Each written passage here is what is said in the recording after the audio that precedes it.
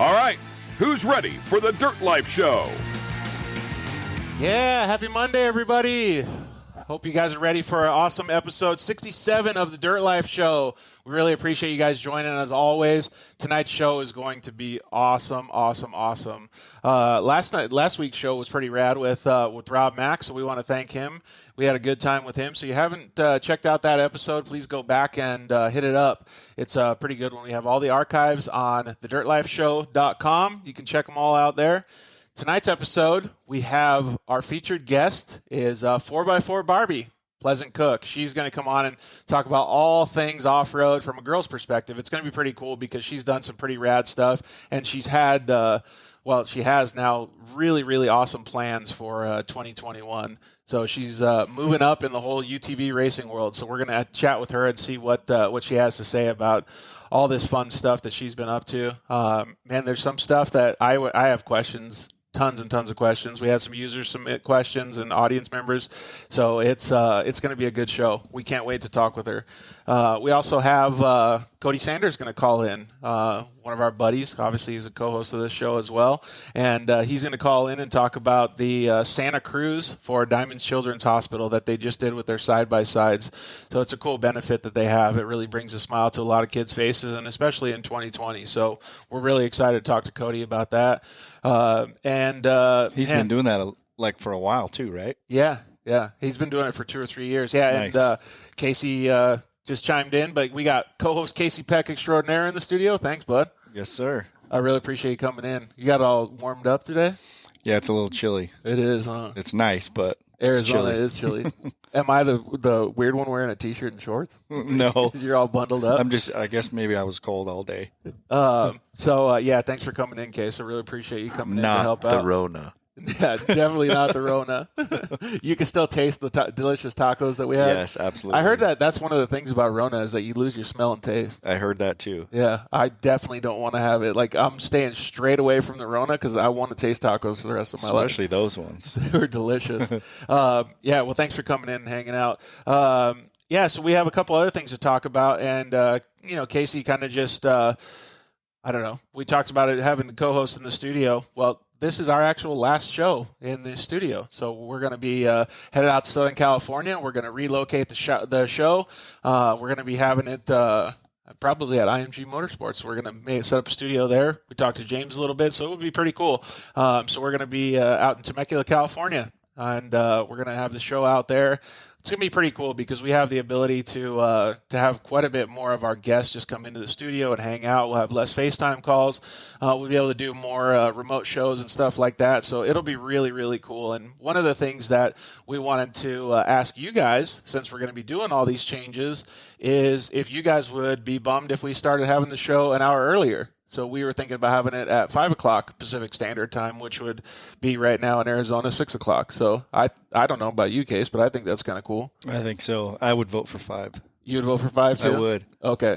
So my guess is that's all the work traffic out there. Yeah, that's true. That's the time. So now you guys could just plug it in on your mobile device and listen to us on the way home, right? Not to mention, all of our East Coasters won't be so they can get it a little earlier. Yeah. Heck yeah, and our guests will be able to not have to lose a bunch of sleep either, right? Totally. Yeah, I remember Dustin Jones, when we had him on the show, he was staying at the shop late for us. Yeah, man. he was. So, chime in and let us know if you guys want us to have the show a little bit earlier. We got a couple other awesome things that are happening on tonight's show. Remember Sipes? Huh? Remember Sipes? Oh, he was pissed. So, yeah, if you guys don't remember, we had Ryan Sipes on, a dirt bike guy extraordinaire. But, man, we called him, and he was like, dude, I've been waiting in the garage for like an hour for you guys. What the heck? He's like, you don't know what it's like to run a race team and have kids running around. He was pretty pissed. My bad. So, yeah, I guess maybe our answer is in our guess. Like, I definitely want the audience to chime in and tell us, but I think we should probably make that executive decision just for Sipes. Yeah. Sorry, Ryan. Thanks again. So, yeah, like I said, we have a couple other awesome things happening on the show tonight. We have Zach Jeffers from Side by Side Guys calling in. He ran a contest for us and for KMC to give away some wheels. So we're going to be giving away some KMC wheels. Do you remember what they're called?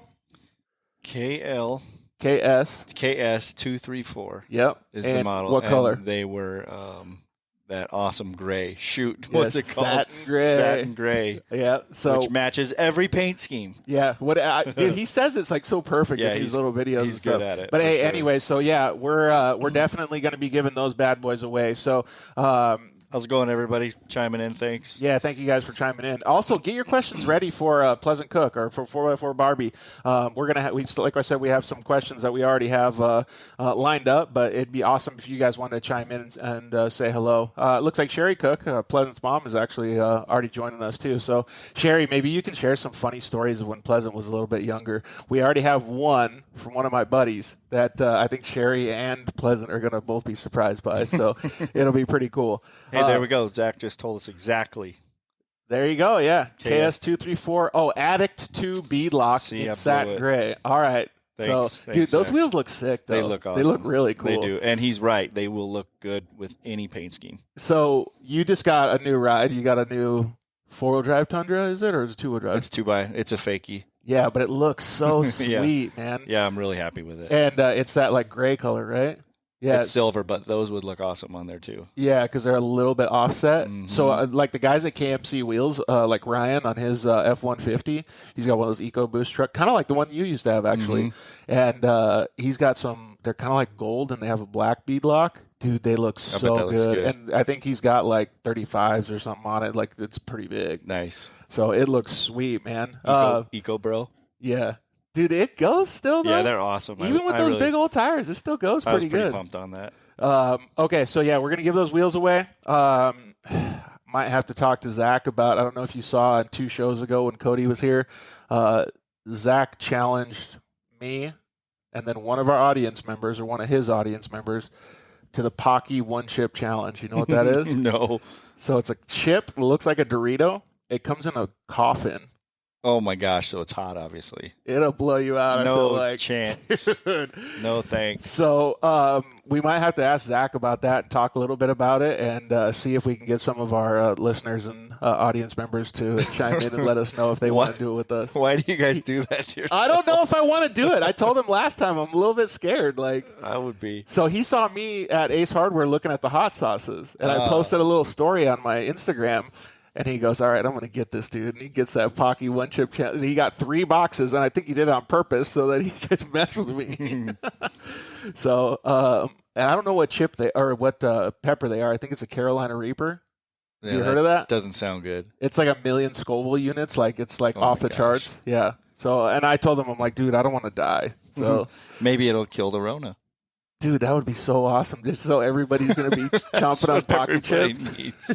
You know how many toilets would be blown out? Oh, my gosh. That would be horrible the next day. And there's no toilet paper. Yeah, exactly. Then there would be a real rush for toilet paper. Yes. Costco would sell out every time if the cure for Rona was a Pocky One Chip Challenge.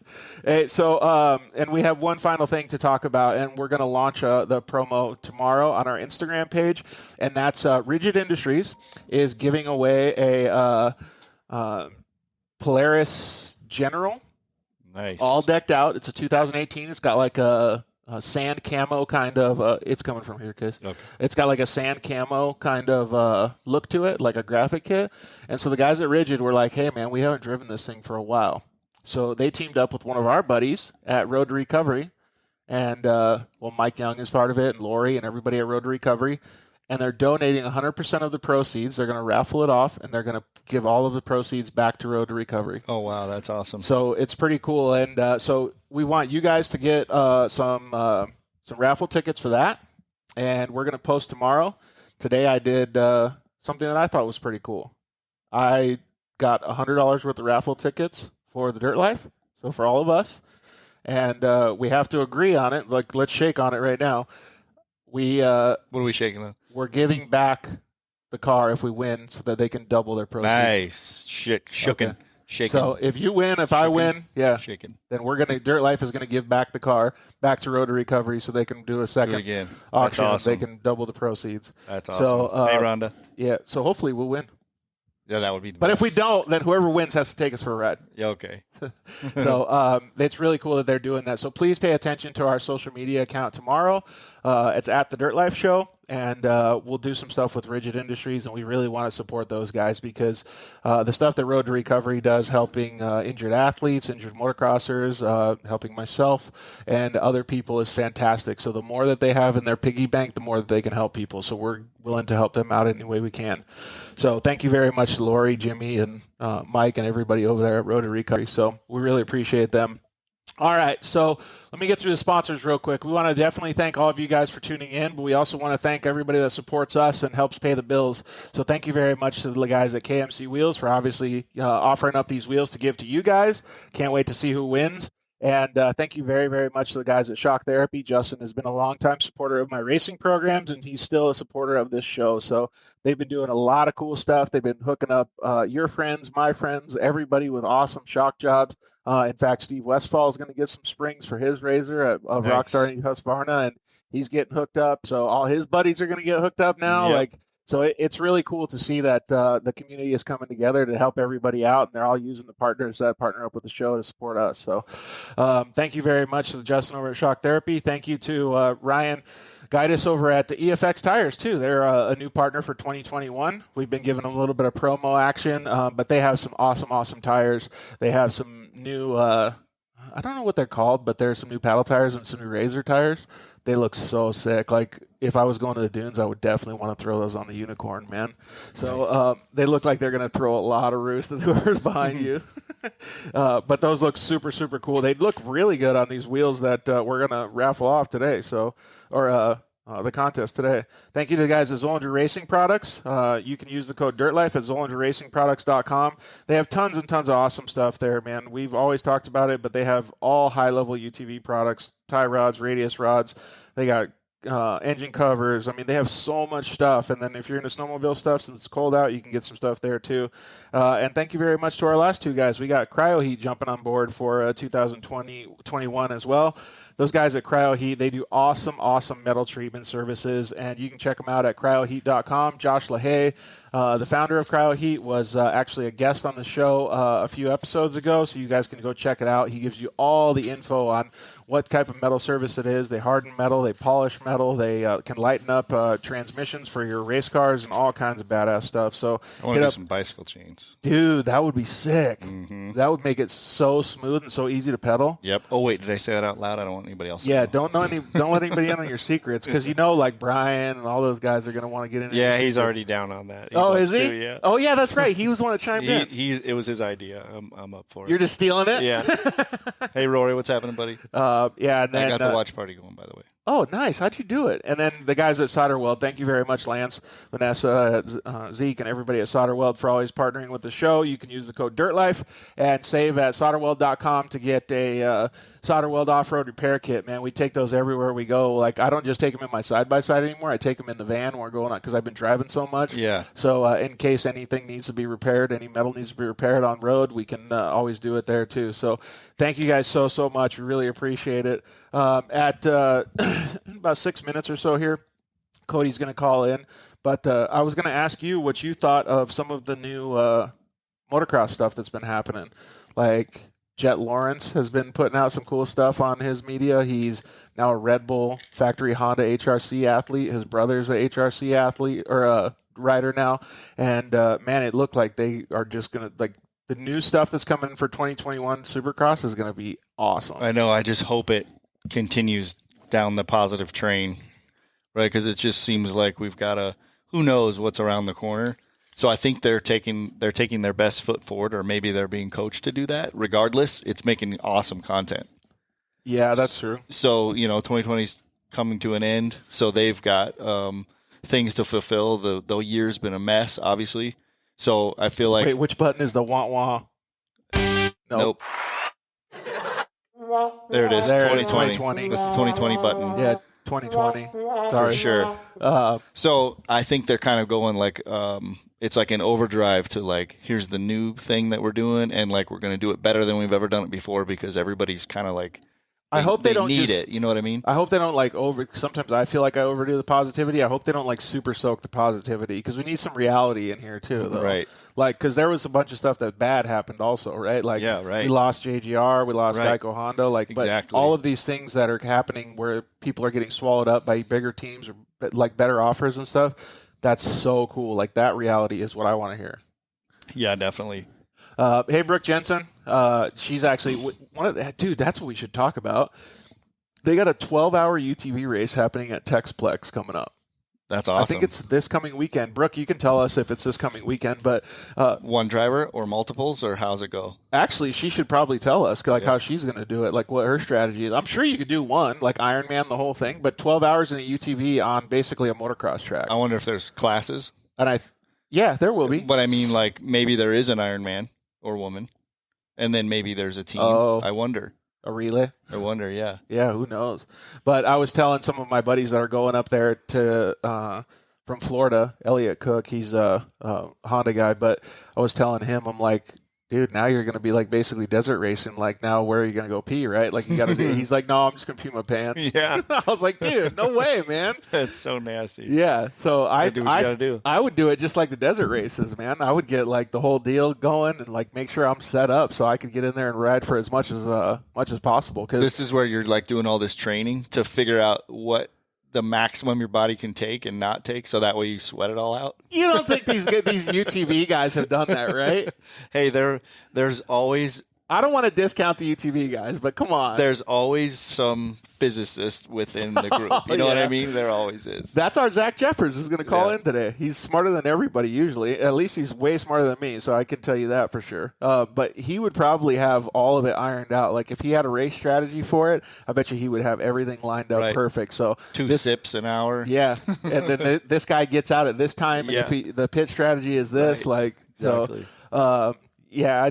I think it's going to be pretty cool, though. So, first of all, I mean, like, there's never really been a big race because there's a lot of people going to this bad boy, like a lot of people. And there's never really been, like, that big of an event that's focused on one little track. Like, it's basically a motocross track, an overgrown, maybe like a Grand Prix track, right? Right. But it's not a desert race.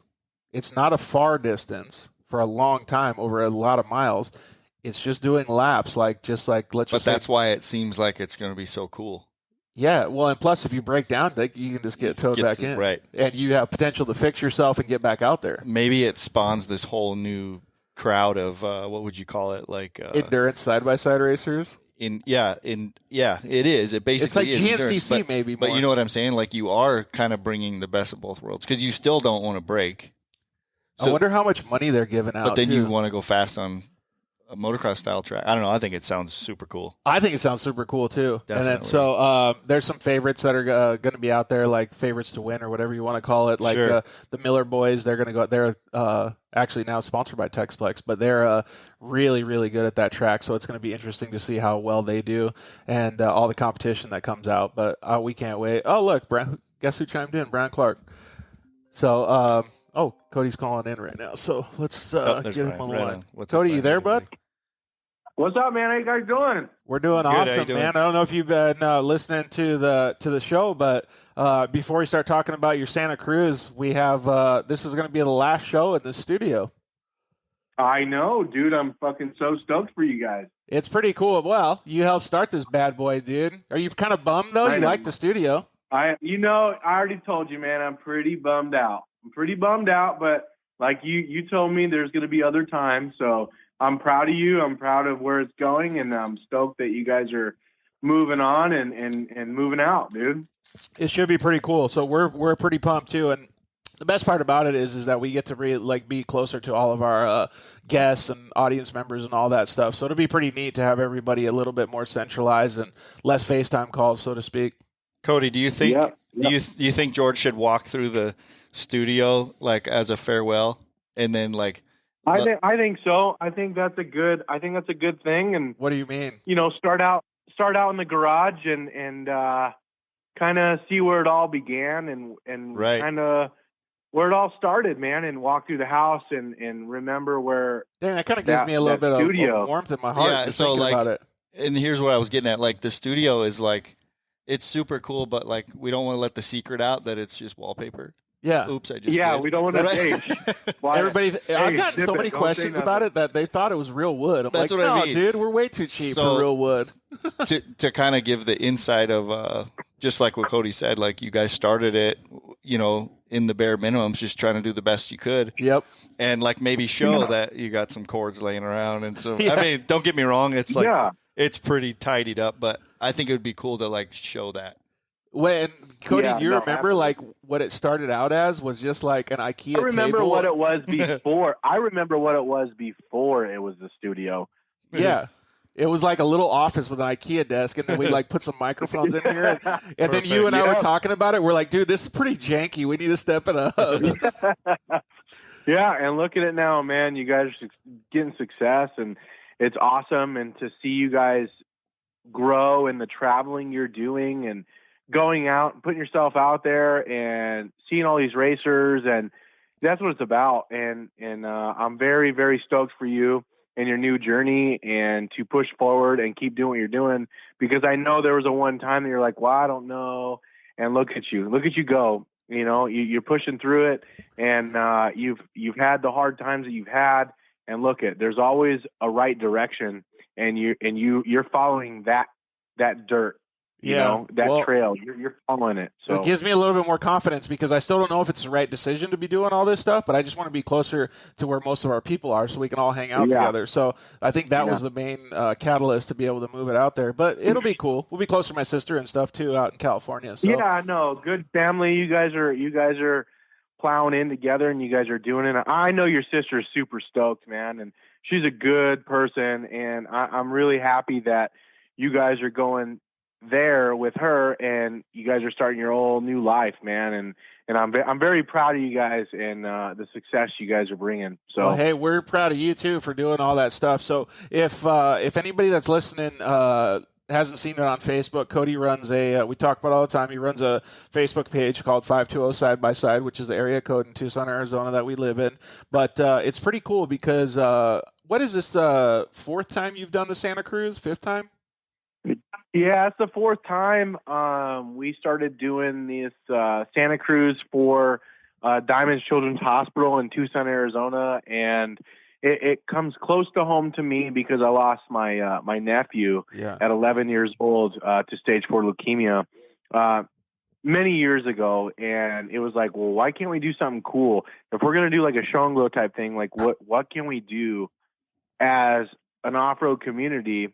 And we just started doing it. It's not even like a full show and glow, though. Like, because people show up with dirty cars with just Christmas lights all over these suckers. They do. So imagine dirty ass cars with a wreath on the front of their car. Some people come with like pro cars. I saw someone last year when I went to do it. They had so many Christmas lights on it. They had to get in through the windshield because you couldn't get in through the sides. I think I saw the picture of that one. Yeah. It was crazy. Yeah, absolutely. So it's basically like, give a little description. It's basically all these side by sides lit up like Christmas trees driving down the road, right? Yep. So these kids can't leave their bedrooms. So in their hospital rooms. Yeah, that's their bedrooms. I mean, that's where their families live. So I took a big, like a tour a couple years back, me and my wife, Carly, and a couple other guys from the page, and they didn't understand. And I've already seen this scene before with my nephew and stuff. So I knew what I was going into, but everyone else we took with us, it was a game changer. And if you don't understand, when you go into these hospitals, you know, people are sick, whatever, but when they're your family members or your own blood, your child, your family, in any form of way, you walk around and you get into these hospital rooms. I call their bedrooms, which are their hospital rooms, but this is their bedroom. The family lives through this bedroom and has a kitchen and a little lounge area for all these families that can go to get a peace and quiet for a little bit, kind of help them out to get away. And they all share it. They share this one big area, common area, because they're going through the same situation. So why we do what we do is because these families have not only lost their houses, they've lost their vehicles, they've lost their jobs because their whole life revolves around their child. And anything helps rightfully to so, get to, yeah, no, it's very, very, it's serious, man. And it's so crazy because so many people don't understand. Yes, there's homeless on the street. Yes, but this is so much to me. if you go into detail and you learn it, it is so much more important. And these families, they don't get out anymore. Their child is brutally sick. Some of them are on their deathbed, and they just make it right with themselves and God, and they just live their life at this hospital. Some never see the real light of day. But anyway, so when we do this event, the kids that are able to get up, because these kids are very sick and very weak, they don't get to move around like normal people. They get to go to their hospital window, their bedroom window, and see this big old light show of all these cars. Yep. And all the people being happy and seeing the families together and the kids running around. And Casey, when he's talking about the cars, it's like hundreds of cars. Yeah, so I've followed it a couple phenomenal times because mutual friends are involved in it, and it looks super awesome. And Cody, like Santa's sleigh times 100. Yeah, dude. Totally. And dude, Coleman was out there like last night, man. We were hanging out the other day. So before I forget, Cody, there's a little secret meaning in the name too. Like we have the Santa Cruz River too, right? Oh yeah, that's true. That's pretty cool. I don't know if you caught that one, or you probably already put that one together, but that's pretty cool.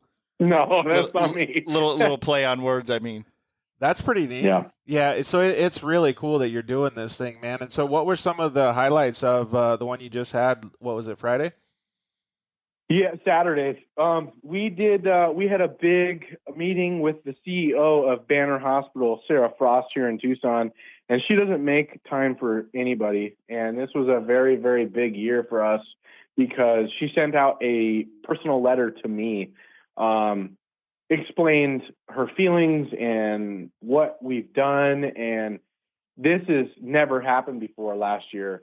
So when she sent it to me, it was it put me in tears because it was like, we're doing this as a good community, bringing families together. You know how I like to do things, man. I mean, look what we did for your event, and I love it. I love bringing the off-road community together, and this is just one time a year that families get to share that magical moment of Christmas and get to feel these families that don't get to have a normal Christmas. So anything we could do to help, we did a gift card drive this year.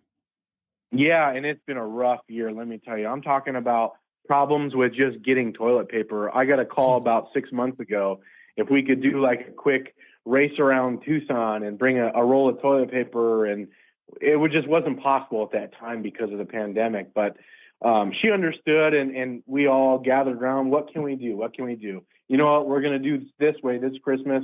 Can you wait? All right. Yeah, let's do it. Well, we've raised just last night about $6,000 plus, and there's several gift cards that have been unaccounted for because all the members didn't put what they were worth.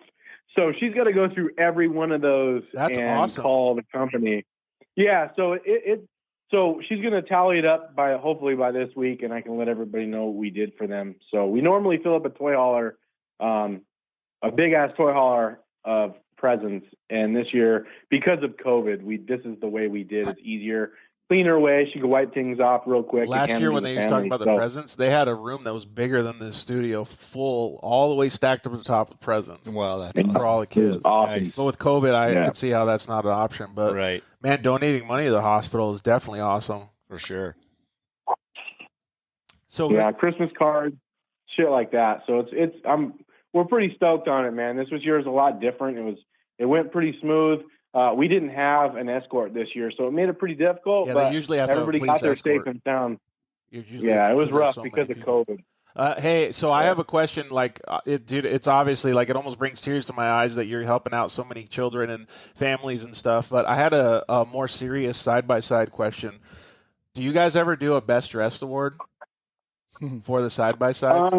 Because I kind of wanted to give a best dressed award to the people that couldn't even get in their side-by-side last year because there was so many freaking lights on that thing. Like, so who got, like, in your opinion, who had, like, the most lights and who was the best dressed in their side-by-side this year?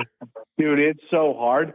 Some of these people put they literally strap a generator to the top of their roof rack. Really? Just so they could push out. Nice. Dude, some of these cars, they have the blow-ups you put in front of your house, and they're full of them, dude. They're stacked on top of each other. Dude, That's funny. Crazy. Some of these people go so crazy, and they have these generators on top of these roof racks, and it's like they're sitting there in the parking lot, and you hear this generator just and it's pumping up all the air and these blow-up things. Nice. Oh, dude, it's so awesome. Like, I can't even tell you who is the best one because some of them are so crazy. This is like their family's getaway. And with this year being so rough for everybody, this was like, people went crazy with it, dude. It was awesome. Dude, that's pretty rad, right? You should see if you can, maybe Brian will want to go to it next time, Brian Clark, and see if you could jump in his side-by-side and go with them next year. I could rig up some gnarly lights, I'm sure. Casey's... Dude, we had, this year we had quads show up. What? Dirt bikes showing up. That's one rad thing about Arizona that I'm going to miss living in California is you can ride anything out. You can bring your horse down to the post office if you wanted to. Right. Yes, and dude, I'm waiting on that to show up. That'd be pretty cool. A horse with lights? The Southwest, man. Cowboy up, man. We a bunch of cowboys around here. That's what I'm waiting on. But yeah, we had everything. Dude, you could from Harley street bikes. You should have Casey. Badass. All of Casey's mountain bike friends, you should have them all e-bike up. They could run batteries. There you go. Batteries and stuff with that. Oh yeah, we cruise so slow, man, because there were so many of us this year. We filled up the whole parking garage this year, and that was one of my goals. And that happened this year, and it was pretty intense, man. That's super cool, though, man. And like with coming through the end of the year and the holiday season and stuff, like Casey and I were talking about some personal stuff that he's going through and I'm going through. It's really nice to hear such a positive thing happening. So kudos to you for doing all that. Yeah, man, I appreciate it. And like I said, man, thank you guys for everything you guys do and keeping the positive with the off-road scene, because not everybody is an off-roader, and it's hard to explain to non-off-roaders how cool it is in the family that we have together. Dude. It's very hard for some people. They have no idea. You know, you get the people that come home from every day from work, sit on the couch, watch TV, go to bed, and repeat it for years on end, and they don't get out, man. So it feels good to be like, no, man, like so many people that I have turned the off-road scene onto, and they're like, dude, how did I miss this my whole childhood or my adulthood? I can't believe I'm just now doing it. The camaraderie is absolutely phenomenal. Yeah, and you know what's funny is the kids that you're speaking of with, you know, zero preconceived notions, they get it right away. Oh, absolutely. Because they want to see it and they love it. Yeah, they don't care about anything except for seeing all those bright, awesome lights. You can imagine how cool it is. Yeah, and that's exactly why we started the show, is because we were all wanting a little bit more camaraderie that we used to get when we were younger. So it's pretty cool that the show is taking off doing these things, and you guys are obviously doing those things locally too. So like I said, absolutely, kudos to you for doing all that stuff. Yeah, man, thanks. I appreciate it, guys. So yeah, other than that, man, just 2021 is coming around, and I hope everybody has a really good 2020 year and 2021 year at least. And your next move to California, I hope nothing but the best for you, Georgie, and you know that. So thanks, bud. I hope all is good family-wise, everything. Push forward, keep doing what you're doing. Yeah. All right, man. Well, I hope you said said hi to everybody while they were at Santa Cruz too. So I appreciate it. Oh yeah, man. You guys take care, man. You guys finish up this show strong. Let's do it. All right. Thanks, bud. Cody. We'll see you. Like I said, thanks for all you do, bud. See ya. Yeah, man. See you, buddy. Yeah, Brian, we got to turn on the breaker. Little inside joke. You will. You'll have to turn on like 16 breakers for some of these people that have these lights. I don't think you guys are understanding how phenomenal some of these cars look. Like, there was people with lights inside their wheels. There was people with lights under the car. Like, nice. And we're not talking like just like rock lights. We're talking about full-on Christmas lights all the way under the skid plate. Like, full on. Like, these things were crazy. And like Cody said, they had blow-up dolls on it, or blow-up Santas, the whole nine. I'm just waiting for somebody to be like, all right, I'm going to put like 5 of the kids out front on little Razor 170s, and those are going to be the reindeer, and then they're going to pull Dad in the big one, that's Santa Claus. Like, I'm just waiting for somebody to like. It's turning into next level it to Christmas off-road car or vehicle parade. Like all he's missing now. It really is. All he's missing now are the Shriners in the front, dude, with the funny hats. I saw a post on Facebook that they, I think it was the Tucson Police Department or some sort of law enforcement agency, was flying in the helicopter, getting shots of all the guys coming up to the parking garage. Oh, that's cool. Because they were so amped on it. Or they were waiting to see who didn't have the Get somebody just passing out tickets, dropping them down out of the sky. didn't have their licenses. Right. But man, it's so cool that you can do that in Arizona. I'm definitely going to miss that when I move over to California. But what are some of the comments that were coming in? Hello from West Virginia from Sean. Is that who it was? Yep. Sean Monk. Yeah. So Alfonso. Yeah, he said he's. So this is back to the that awesome 12-hour.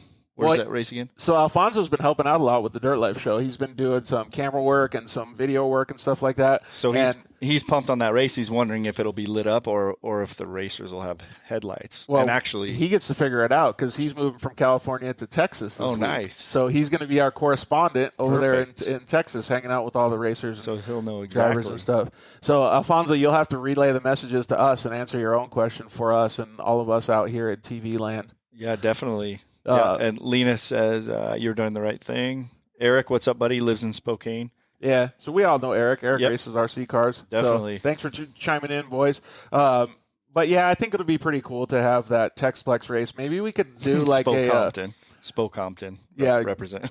Is that what it is? Is Spokane nasty? That's what Zach says. So what would it be like if we were doing that 24-hour race with the generator, breaker full-on mode, and had Christmas lights the whole time? It would fit right in. Yeah. Unfortunately. So have you ever seen Travis Pastrana, instead of 24 hours of Le Mans, they do 12 hours of Lemons? No. So that sounds awesome. They take full beaters. Yeah, and they go and see how long they can last for, and they're not supposed to ram into each other. Oh, yeah, right. In quotes. Rubbin's racing. Oops. So it's pretty funny to see all those guys. So we'll have Zach Jeffers calling in here in just a little bit. We're going to have him on FaceTime. We're going to announce the winner of the KMC wheel giveaway. KMC wheel, KS234. Crap, I forgot the name of them. I totally blew it. They're not grenades, because the ones we have in the studio are grenades. Those wheels are super cool. They remind me of those car racing wheels, like the Hockenheim wheels that Momo used to make. Yep. So I love those wheels, man. Like what was on every 510 Datsun race car? Old school? Yeah. Dude, so it'll be pretty cool to give those wheels away to one of you guys. I can't wait to see who wins that. So we're kind of going on that same theme of being gift giving and loving for the holiday season. And to the ones that followed the directions. Yeah, well, hopefully they did follow directions. So we had a conversation with Zach earlier today that a lot of people don't follow the directions for these giveaways. So you got a really, really good chance of winning as long as you just stick to the directions. All you got to do is listen for 30 seconds, follow the directions, and you're out in 2 minutes, and you could possibly win a badass prize like this. Yeah, and you bypass all of the others, all the hundreds of others. You just go past all the 100 other people that entered, right? Yep. So you can get yourself a nice present under the Christmas tree, and you don't even have to pay for it. I can't forget, though. You guys got to pay attention tomorrow for the Rigid Industries raffle. So pay attention to the posts that we do on social media. Zach, feel free to call in anytime, man. If you're out there watching in internet land, and we'll get in touch with you. Oh, looks like he's calling in right now. So let's get him on the big screen case. So yeah, like I said, we'll get you guys over here and list. Did I blow it? No, I think you're good. It's up here. I don't think FaceTime. There you go. You got to swipe right, dude. Dang. There you go. You got it. So left-handed. The studio. Oh, hey, look, it's Santa. He's just got a different color beard. Yo, ho, ho, ho. Nice. He's just got a different color beard this year. 2020, man, making Santa have a different color beard, right? Yeah, gotta work it as best as I can. So welcome, Zach Jeffers of Side by Side Guys, to the show. We really appreciate you joining us, man. I know you've been feeling a little bit under the weather, but we thank you for joining us and hanging out and trying to give away some of these badass KMC wheels. Yeah, we got some great things to give away here, and hopefully in the future we'll have some more giveaways. get everybody else involved as well. Yeah, I think so too. So, Case, I don't know if you're familiar with like holiday gift guides. Like you can get them at the mall, you can get them anywhere, right? But Zach's been actually putting together this really cool holiday gift guide for side-by-side guys and off-road industry people, right? It has stuff like we submitted some UPR stuff for Jeff with GoPro mounts. We submitted some solder weld stuff, and he has I went to the website. He has a whole bunch, a list of people that are giving deals, like obviously Black Friday and all that stuff passed, but it's holiday deals, like all kinds of products that are just awesome for those stocking stuffers, everything. So that's awesome. Where can they see all that stuff, Zach? Yeah, if you go to sidebysideguys.com, it's right there on the homepage, or you can go to sidebyside.guys.link / I'll just stick with the 2020 deals. We'll stick with the sidebyside.guys.com. And you don't have to have your kid tugging on strangers for $5 for the catalog, right? Exactly. That's so much easier. So definitely go check that out because there's a bunch of good resources. In fact, I saw some of them on there that I was like, oh man, I've been wanting one of these. I'll take advantage of one of these deals. So, and we're linking the page itself at the very top to the Rigid giveaway as well. So if you happen to be poking around on our website, you can also link to the Rigid giveaway for the UTV. Oh, okay, cool. Right on. That's perfect. So, yeah, so check that out as well. All right, so if you guys are watching or if you're not paying attention, you just apparently don't want to win any wheels, but if you're listening, hopefully you're going to win. So how many entries did we have? We had a couple hundred or so? Yeah, we had hundreds of people joining into the game, and there was a large handful of those people that don't have attention spans past a few minutes, so they so they didn't forgot follow to the enter. rules? They didn't follow the rules correctly, but we went through and we had to kind of shuffle through all the entrants and figure out who actually submitted and who actually shared and who's following and all that kind of stuff. And but yeah, there's some people out there that are willing to put in some effort to get some $1,000 wheels. Yeah, no doubt, man. And it's funny because like it's so easy. Like I still don't get it. Like how many cool products did we give away so far, Casey? Like it kind of turned me down, or turned me off. I was like, I kind of don't want to do any giveaways for a little bit. Really? Well, Come it's just because I know that the next person I click on is not going to be following the direction. Yeah, I'm like, dude, you guys got to step it up. Louis said, what's up, gents? How are you doing, Louis? All right, so let's get down to it, dude. Who do you think? How do you want to do this? Well, so what I did is I took a list of those that I completed the steps required to follow the rules and passed a third grade. What was your are you smarter than a fourth grader thing? Are you smarter than a third grader? Yeah. Yeah, they followed the rules, and then I got random.org up here, and basically it's going to choose a random number for me, and then that number in the list is who's going to walk away with some badass speed locks. Let's click that green button. You got to we'll press it. We need a drum roll. You got a drum roll sound on there? Do you remember what the drum roll one is? Nope. That's the drama. We can just do the applause. Nope. Here you go. Yeah, here we go. Perfect. There's too many buttons. I got to label them. We had some ghetto labels All right, on there. let's get this bad boy going. All right, so we're running and spinning. It came back with a number 3. And number 3 is Brian at BSMEDZ_25. You just won a brand new set of KMC KS234 Addict 2 beadlock rims. Dude. Addict 2 beadlock. Addict 2 And what's the color again? Dude, hell yeah, Brian. Satin gray. Matches gray. any colorway. All right, Brian, that's cool. Zach, I don't know if you have access to Facebook right now, but maybe you could post his username on there so we could repeat it a couple times during the show. But stoked for you, Brian. That's awesome that you won those bad boys. So please DM either us or Zach at the Side by Side guys, or us at the Dirt Life Show, and we can get those things. We're going to need the make and model of your vehicle. We're going to need the size, and we'll get those things shipped out from KMC to you so you can get those bad boys. And we need to know what size wheels he wants because they can go either 14 or 15 inch. Yeah, exactly. So we just need to get your vehicle details so that we can get you the setup that you want, bud. So congratulations, Brian. So what does it say, Case? BS Med? At BS Meds_25. Yeah. Man, I think his last name is Mendez or something like that. All right. So congratulations, Brian. Dude, we're stoked for you. Please, though, also, after you get them on, throw some pictures of that thing online and obviously tag us. Send us some beauty shots. Guys. Yeah, send us some beauty shots of that bad boy. And if you want to go the extra mile, Christmas lights. Put Christmas lights. We're talking like a blow up doll on the top and get the whole Christmas theme going. If you really have to, you can either give Casey a buzz and ask him how to set up a little bit more electric stuff, or you can do what Cody was talking about and put an extra generator on your car as well. Or tell Brian to make sure he turns the breaker on. Yeah, turn the breaker on. Yeah. Oh, okay. Now I'm getting it. So Brian messed up. No, he's the one that figured it out. He had to tell the electrician to turn on the breaker on. Yeah. Figures, right? But thank you very much, Zach, for putting so much effort into this KMC contest. You did a great job, bud. So we really appreciate you doing all that stuff. Yeah, shout out to KMC for stepping up with the package and allowing us the freedom to kind of do whatever we want and make sure that the community out there has the opportunity to win a badass wheel package. It's not every day you get to do a few simple clicks and be entered for a free set of wheels. So no yeah, kidding. It's pretty cool. Yeah, I kind of feel like when I saw them, I was like, dude, those things are sick. I kind of want them too. Yeah, how do I enter? Yeah, Zach and I are like automatically de-entered, so we can't win those bad boys. Hey, but like I said, I thought about creating a few Instagram accounts just to see if I could sneak a few in there.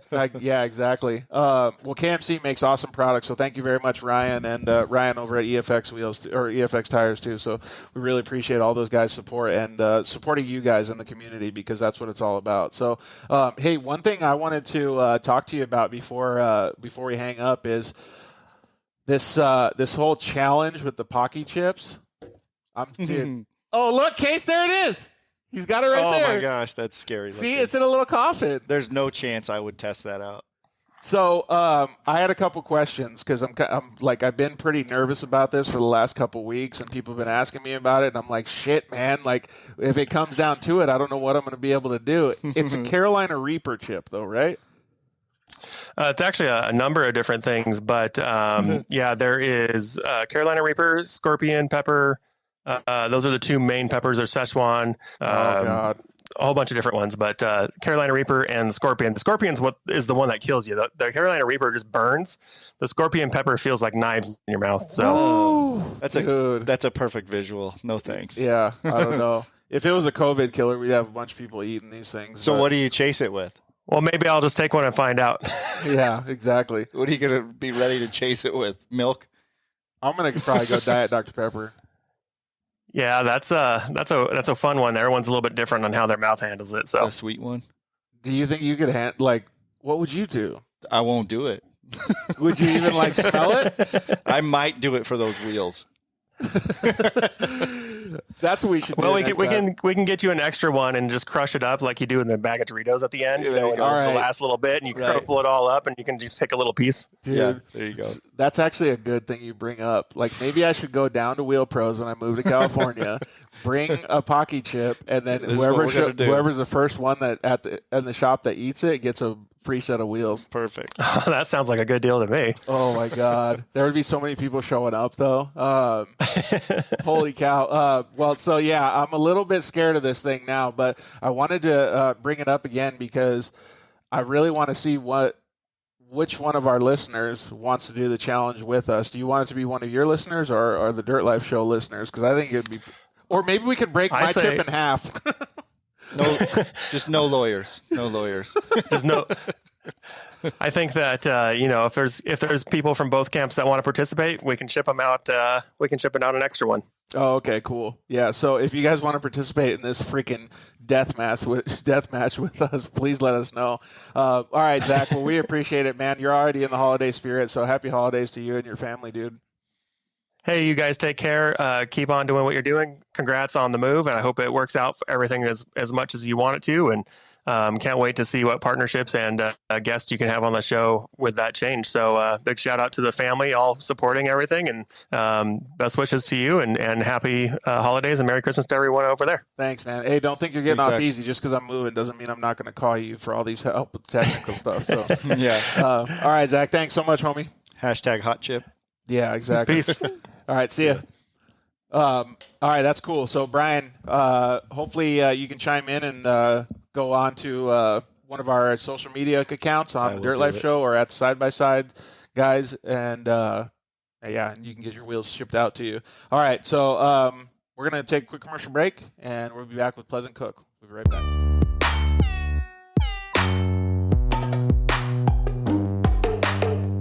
Hello, I'm Justin, the founder of Shock Therapy.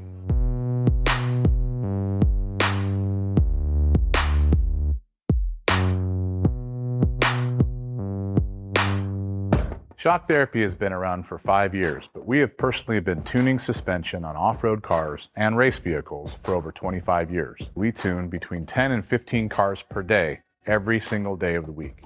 Our concentration is tuning shock systems and supplying components that improve the ride quality of your car in many ways. Not only do we work on the average UTV, but we also tune suspension for race teams and professional drivers.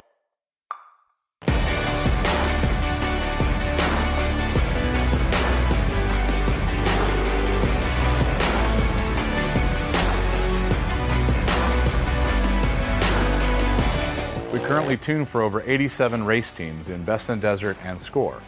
Our clients and race teams rely on our suspension components to allow them to win races and keep them safe. Suspension is a moving target, and we are always trying to hit that target with every customer that we work with. Each customer's needs can be different, and we tune our kits accordingly.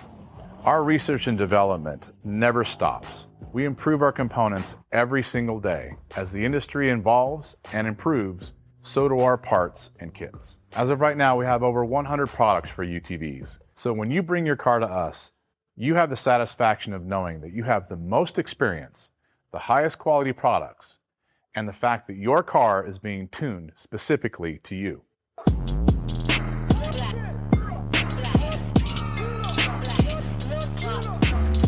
Zollinger Racing builds the best aftermarket products available. Products for your UTV or snowmobile, including billet radius rods, billet tie rods, billet steering knuckles, billet steering racks, alternator kits, and much more. All manufactured in the United States in-house at their headquarters in Nibley, Utah. Travis Zollinger and his team test in some of the most brutal conditions, racing in places like the Best in the Desert Mint 400, Ultra 4 King of the Hammers, UTV World Championships, and many more. Visit ZollingerRacingProducts.com and use the code DIRTLIFE to get 10% off your next purchase, and join us on social media at Zollinger Racing Products to see our products in action.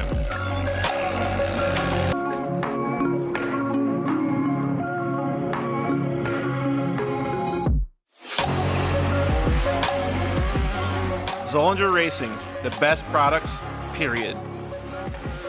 Finally, we got Lance from Solderweld in the studio. Thanks for coming down, bud. Hey, why don't we just record a commercial now? Yeah, why not? So good to be here, man. It's been a lot. I've been trying to get down here forever, and I wanted to talk about the off-road kit. Dude, I love those things. I got it in my pack. Yeah, we're running hundreds of vehicles now running them, whether it's a UTV or some guy's got it in a backpack on his motocross. He's got everything he needs to make a fix right there on the fly, out on the trail, or in the desert, whatever it is. Well, since I've already used one, I kind of know what to use it for, but explain what it does. All right, so let's pull one out real quick. You've got your aluminum rods. Remember, they're rods, right? So, light torch, small torch, you can throw it in there or throw it on the rig with your flux. It decontaminates and cleans like, let's say, a radiator. You get a random rock chip runs through as you're racing. You get a rock chip in a radiator. You got to fix it right there or you're out of the race. You can patch it up. You can patch it up. It's all good to go. Yep, just like welding.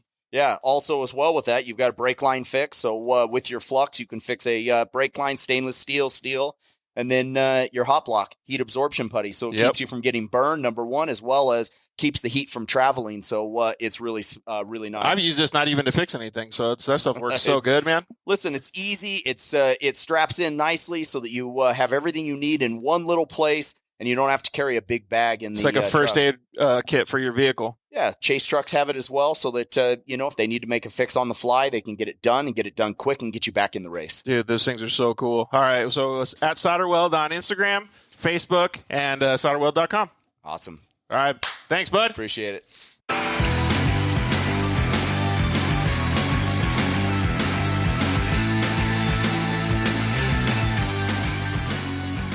Yeah, welcome back to episode 67 of the Dirt Life Show. We are so excited to introduce our featured guest for tonight, Pleasant Cook, also known as 4x4 Barbie. Man, she does so much cool stuff. Pleasant has done all kinds of crazy little mini monster truck builds. She does builds for, we'll call them regular size vehicles, but she's just some badass builds for full on diesel trucks, the whole nine, man. And now she's getting into side-by-side racing. I think she's done it for a couple years now, but we'd like to welcome Pleasant Cook, 4x4 Barbie, to the show. How are you?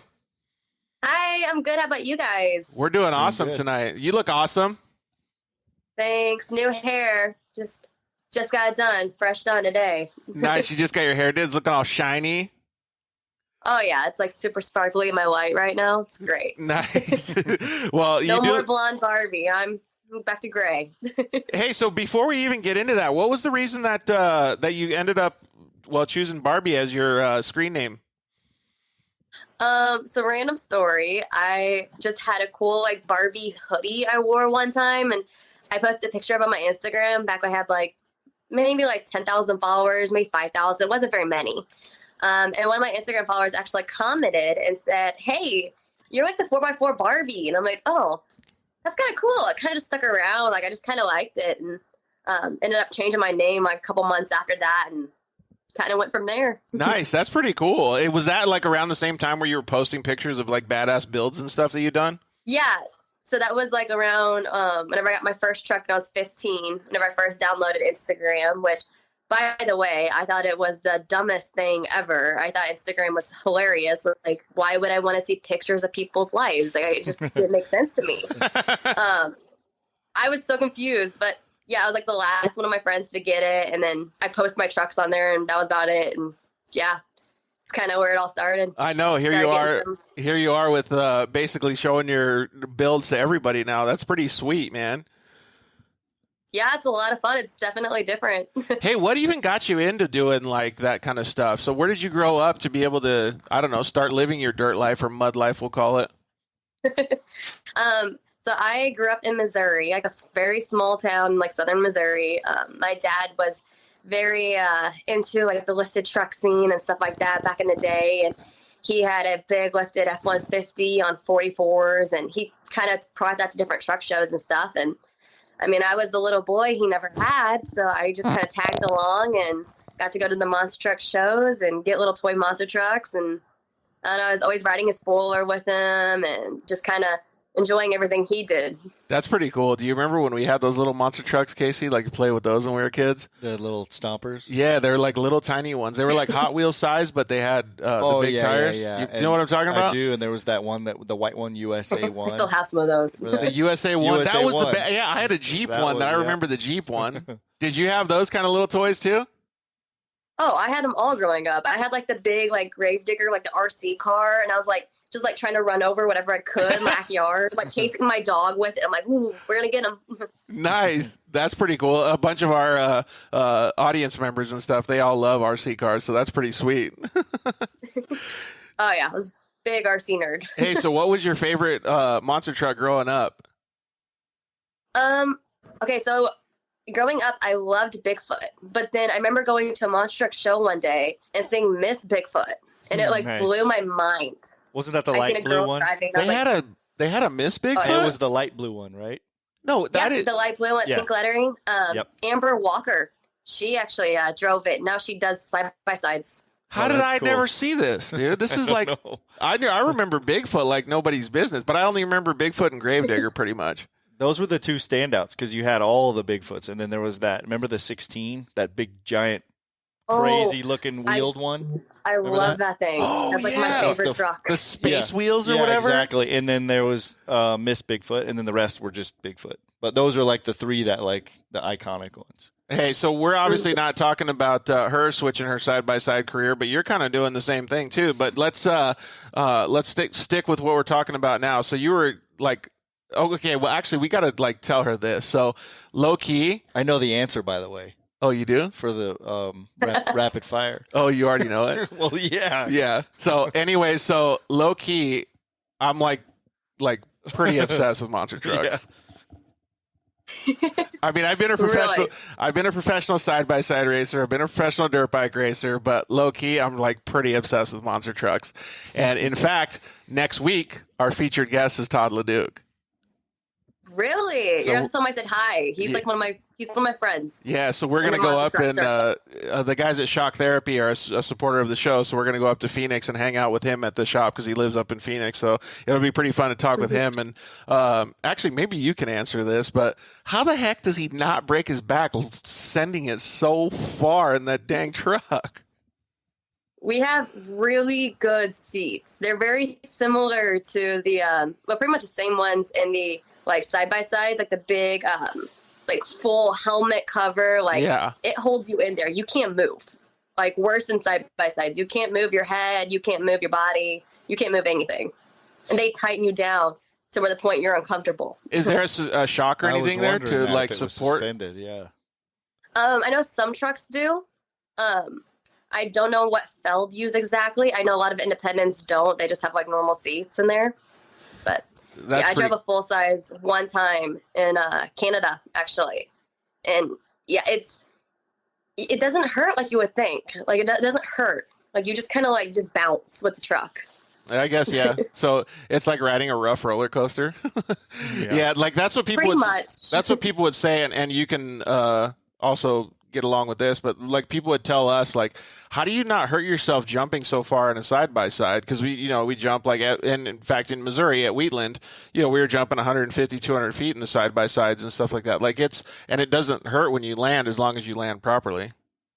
Yeah, well, it's all to do with shocks, and it's the same thing with monster trucks. Depending on the shocks that you have and the setup and everything, that makes or breaks you.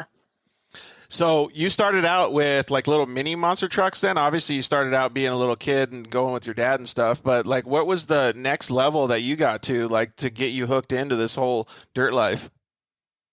So for like the minis and stuff, I literally just like woke up one day and I'm like, Dad, like I don't know what we have to do, but like this is what I want to do. Like I'm like this is what I want to do in my life. This is where I want to go. And then we ended up we found another team or whatever that we could work with, and my dad ended up just buying one of the mini monster trucks for ourselves, and I kind of started going off on my own, and that's where I got one of my first sponsors, and they kind of pushed me more into the deserty, like more of the off-road scene. Like they brought me to Torque Offroad, they brought me to Baja, like they kind of pushed it on me, but I'm extremely glad that they did. It was so much fun, and it kind of pushed more of a like competition, I guess, to what I do. With the mini monster trucks, there's not really much of a competition, so it brought that side out of me. That's pretty cool that they did all that for you. So have you seen these mini monster trucks he's talking about? I have. So it's kind of like a Pro 2 or a Pro 4, but then they have the mod carts and stuff. They're same idea. So smaller, but they still have massive tires. Yeah. Like totally. They still got big tires. They're super cool looking. Are those motorcycle engines? Yeah, what engines do they have in those? So it's a Honda 4-cylinder. This little like Civic car motor. Okay. Instead of going to like the 2 tires, it actually turns and it goes to the 2 axles. Nice. Dang, that's pretty sweet. So you got to like figure out all of this. Clearly, she's pretty smart in the mechanical world too. So you got to figure all this stuff out at a pretty young age, huh? Yeah. Even just like learning the basics of like what to tell people and stuff like that. I mean, you kind of had to just know your car. But yeah, I think I started whenever I was around 14, 15, so nice. That's pretty cool. Been doing this for a bit now. Yeah, that's pretty cool. How old are you now? I'm 22. Okay, perfect. Yeah, so you got a little bit of years under your belt. Hey, so we had Sherry Cook, you know her. She said her chiropractor told her that her back is like an 80-year-old woman. My chiropractor doesn't like my job. That's okay, though. I don't think the 2 guys that you're talking to right here really, well, we care about what doctors say, but we didn't when we were younger, so.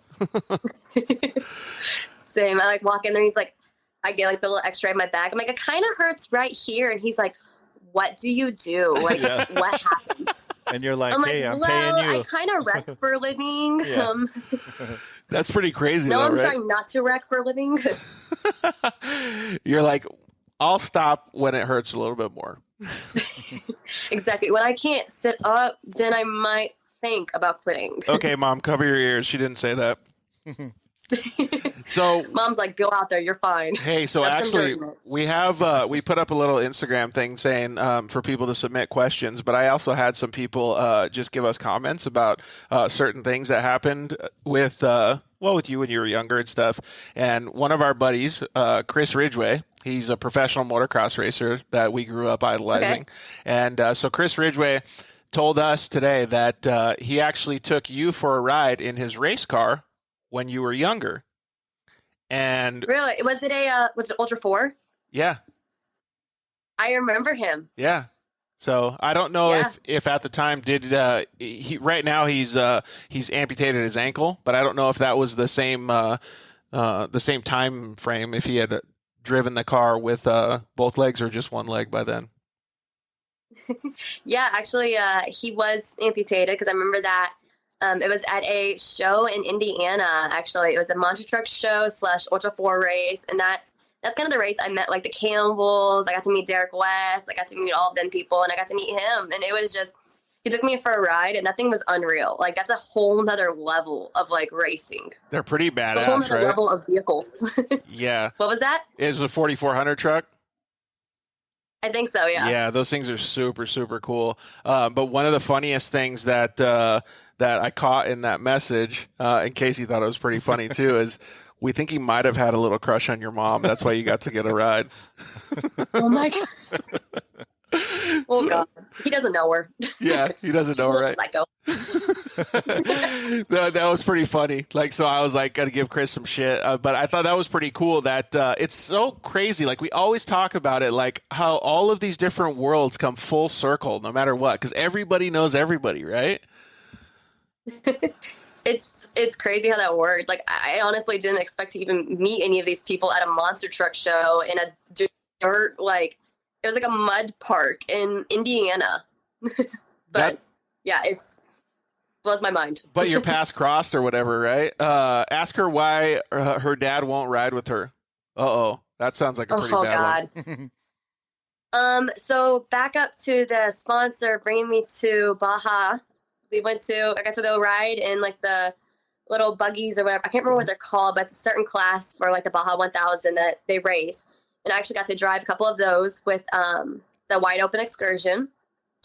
And my dad went with me, and it was a lot of fun. Like, we were having a good time, and we were doing great. My dad got to ride with me for a little bit, and we never really ride with each other. We butt heads too much, but he got in the passenger seat, and I might have accidentally got too close to an edge, and it might have kept going off the edge. Oh, so no. I was teeter-tottering on an edge of a cliff for a little bit there, and he immediately gets out and, like, leaves me in the car, and he's like, you're fine. Like, just don't move. And I'm like, okay. Just don't move. There's, like, a video of me just, like, sitting on my head, like, popped out the side, like, hey, like. That's like one of those movies. What do I do now? Like the Roadrunner and the... Yeah, where he's teeter-tottering on the edge cliff. Yeah, like go to those cartoons. And the fly comes. Yeah, it like lands on the front. Totally. How did you get it back so it didn't tip over the other way? So it was more like this, like the two like side tires, like the driver's side tires was on like the regular land, and then the other ones were kind of like hanging off. You know, the regular land. So when your dad dipped out, he like do it. No, so when your dad dipped out, he like jumped off the cliff? It had just a little bit of an incline, enough to work with it. Okay. So he just dips out and then comes around to the other side and is like, "Oh, you're good." Yeah, he's like filming me with his phone as I'm like sitting in the side of this car. And he's like, "Yeah, you're fine. He's like radioing into the guys ahead of us, and he goes, "Let me get out and look." And then the guys behind us are like, "No, you need to come back and help them. Like, it's pretty bad." That's hilarious. What was the mistake? He ended up like sitting. Did you learn from your like sitting for like an hour? Oh, really? Yeah, just to like try and get it back up. We had like ratchet straps, like trying to pull the car slowly our way, and it took a good hour to get it back. Holy smokes, man. That's a rescue mission and a half. Did you learn from your mistake? I did. If you see a rock on a corner, just hit it. Don't try and avoid it. Nice. Just go right for it, okay? It's fine. That's perfect. So I guess that kind of is like the whole NASCAR thing, just drive through the smoke. Yeah. Yeah, when you see the smoke, just drive straight through it. Yeah. So we got introduced, well, actually, you brought it to my attention that we'd actually met before at the UTV World Championship. We got, I guess, formally introduced through Jimmy Moore, one of my buddies, lives up in Reno. Well, actually, I think he lives, where I forgot now, North Dakota or something. But anyways, so Jimmy had you actually like do some fun stuff with their team, right? Did you get to co-drive with all the boys? Yeah, so I got to co-drive with Jimmy Jr. His first driving race. I got to co-drive with him. So that was a lot of fun. What race was it again? Was it Vegas to Reno? That one was, the Mint 400, I believe. Oh, okay, cool. It was the one that I got to ride with Jimmy Jr. And then I rode with Jimmy on the Vegas to Reno. Oh, so you got to do it twice. Yep. Yeah, I got to co-drive twice. It was a lot of Those fun. sons of guns, man. That's twice more than I got to drive in that car. That sounds awesome. Hey, Joey, how's it going? Joey Showers, how you doing, buddy? That's pretty cool. How'd you like it? Was it your first time going on a desert race? Or had you been in a side-by-side? First time. Well, first time for the desert racing. Like, I did the short course racing every once in a while, or still did the short course racing, and then got that opportunity to go with them and hopped on that deal. It was a lot of fun. What do you think about the difference? Definitely different. Yeah, I was going to say, what do you think about because they also drive a Yamaha, and she drives a Polaris now, but what do you think about the whole, because it's a way different game. You're in the desert, you're in a different car, it sounds different, like it shifts different, it handles different, like there's maybe more competition, less competition. Like, I always wonder what people think when they get in the seat. I mean, I think the most different thing for me was just like, I mean, honestly, in the short course car, you don't pee your pants. In the desert car, you kind of have to. We were just talking about That's what kind of got me. I heard you guys talking about that earlier, and I was like, you know what? They're not lying. They're true. That's a true story right there. So and I was like so focused on my little jobs that like I didn't even I was like focused on that and then like peeing and then like not dying. So we'll get into like what you got going on for the 2021 and in the future and stuff. But a little side tip: Sarah Price can give you some fantastic powders, lotions, and things like that to help with all of these girl desert racing tricks. Oh yeah, she's awesome. I'm pretty good friends with her. I like to say I've met her a couple of times, and she's a really awesome. good person, and she's a really good wealth of knowledge too, especially for the girls. But she's just a fantastic racer in general. Okay, so when we met at the UTV World Championships, you were with another guest of our show, Zach Martin. He's an all around badass too, man. So you know a lot of the same guys that we know. Yeah, I always like to say all my friends are cool. I might not be cool, but I know all the cool friends. Nice. That's funny. It's like, I'm really good friends with Todd the Duke. I'm like, I know all the monster truck drivers. They're cool. I mean, all the big racers. I'm friends with them all. I'm just not doing it yet, but I'm working on it. So that's cool by proxy. Yeah, absolutely. Cool by association. Yeah. So exactly. Next week when we have Todd on the show, you're gonna have to chime in and be like comment in on Facebook or call in and tell us a secret about him, like a funny story. Oh, I gotcha. I didn't mention like how I didn't see him at a monster truck show this year, just at the little races and stuff. Yeah, exactly. So we had another question come in from Ian, who works at Full Throttle Battery at the UTV Overlander. He wanted to know, and this is something very, very specific that Casey and I both had a lot of interest in. You went on the Transamerica Trail all the way across the country in a side-by-side. Yep. And before you tell us how it was, Casey and I actually, I don't know if he's going to do the whole thing, but one of my goals is to ride I have some injuries, but it's to ride a dirt bike, a dual sport bike from Oregon to South Carolina on the Transamerica Trail and raise over a span of 5 years $1 million for Red Bull Wings for Life to help spinal cord injuries. So we want to do something very similar to what you did. And man, I'm probably going to be blowing up your phone asking questions and stuff when we do it, but you went all the way across the country in a side-by-side. Is it going to be like, was I supposed to take a right at the dead old tree? Dude, I'll just ask her. I'll just call her up That's every time. Calling her. What was that? He's going to ask you, was I supposed to take a right at the dead oak tree or was it a left? Oh, yeah. So that one spot, I'm like, there was tons of spots, all right? Yeah, exactly. Just keep going straight. Aim for the rock. Where's the sun like going right now in the air? Let's just follow that way. So how was it? Yeah, no, it was a crazy experience. And like, if you ever need anybody to like go with you, like hit me up. I would do it again in a heartbeat. Really? It's that good? Oh my God, I loved it. Like it's a lot on you. we did ours 29 days straight. So like no breaks, just driving every single day. But it's like, But there was bathrooms. it's different terrain. But there was What was that? But there was bathrooms though. No. Yes. There's bathrooms. Sometimes. Oh, I see what you're no, saying. I mean, yeah, it's not a desert Yeah. race. There was no True that, catheters involved. Yes. I mean, no catheters. There's some bathrooms you still have to, like bring your toilet paper just in case. You gotta go to the Right. woods somewhere. But I mean, But you can get it's out. better than like full on. Yeah. Yeah. You're not racing across the country. Yeah. Exactly. That's kind of what it did No. sound. Now that I get what you're saying, it kind of did sound like she was just racing across the country, like Right. endurance style. Totally. I mean, it kind of felt like it during the time. Like, can we stop and like look over here? No. Okay. Nope. Cannonball run. Hey, so Can't who'd you do go it. with? I think you went with Shayna Lester and then Hubert Rowland, right? Yep. Shayna, Hubert, and then the guy he races for Red Bull.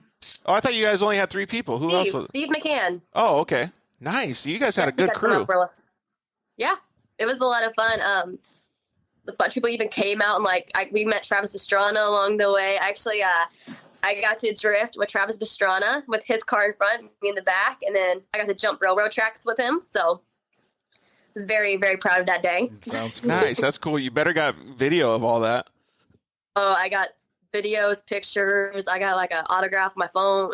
You got a whole album of everything. I was very excited. Hey, so what about? Well, you can tell us a little bit more about your trip, but are there rendezvous points? Like, let's just say Casey doesn't want to do the whole trail and he wants to just like meet up in Utah or something. Are there rendezvous points where people can just like come in and hang out? Strawberry rendezvous? Yeah, strawberry rendezvous. So, I mean, as long as you can get like a rental car, you can pretty much stop anywhere along. Like, we kind of had it spaced out too, to where every time we stopped, we were able to stay at a hotel. And that way we wouldn't be like, because you can stay on like campgrounds and stuff. And I mean, honestly, I think that would have been kind of fun to stay at some of the campgrounds. But yeah, we actually had quite a few people meet us like along the way. See, that's perfect. So, Dude, I'm not joking. I'm going to be blowing up your phone when we go to do it. Like, I have all the roll charts, I have all the GPS files, and I've pretty much mapped it all out. But we're going to do kind of the same thing that you did. We're going to stay at hotels every night, but we're going to bed. I'm too old. Yeah, way too old. My back is like, my chiropractor tells me I got to sleep in a bed. But yeah, so we're going to do a ride day and then a press day. So we're going to stop at a dealership the next day, and then we'll stop at the hotel and we'll do like some fun stuff. Maybe we'll do a show every other day or something. But it'll be pretty cool because you can tell me like all the hotels and different places that you guys stopped at too. oh, I got it. I still have the full camera roll on my phone, so I can tell you like every single hotel we stayed at and like just everything. Just so you know, we might want to bring a sleeping bag. Just to like, put on the hotel bed. Some of them were pretty dingy. Bring your own carpet. Oh, we those stayed kind. in some places. Let me tell you. Tyrone, what's up, buddy? Oh man, yeah. Bring it, like Casey just said. Bring your own carpet to the hotel. So we grew up the racing worst too. one is so like- we've been there. Oh yeah. With the bring your own carpets. So the worst one though is called like a country inn. And I'm like, or country inn and suite. So I'm like, oh, country inn and suites. That's like a good place. They have good cookies. Like, I'm all pumped about this hotel. We pull up and it's like one of those little like 3-room motels. They're like sketchy. And I'm like, oh my, I'm like breathing heavy. I'm like, what? Like the Hills Have Eyes kind of hotel. Oh, a couple of them were. Oh really? Yeah. Oh no. Oh yeah. They're free. We if had you a can cop like make stop it. and be like, hey, be careful here. I'm like, okay. They give you, if you survive the night, they give you a refund the next day. Yeah. That's where the cookie comes. You get the cookie. Yeah. Okay. So we had John Melvin just chimed in and said, ask her on the route if there is any taco shops to stop at.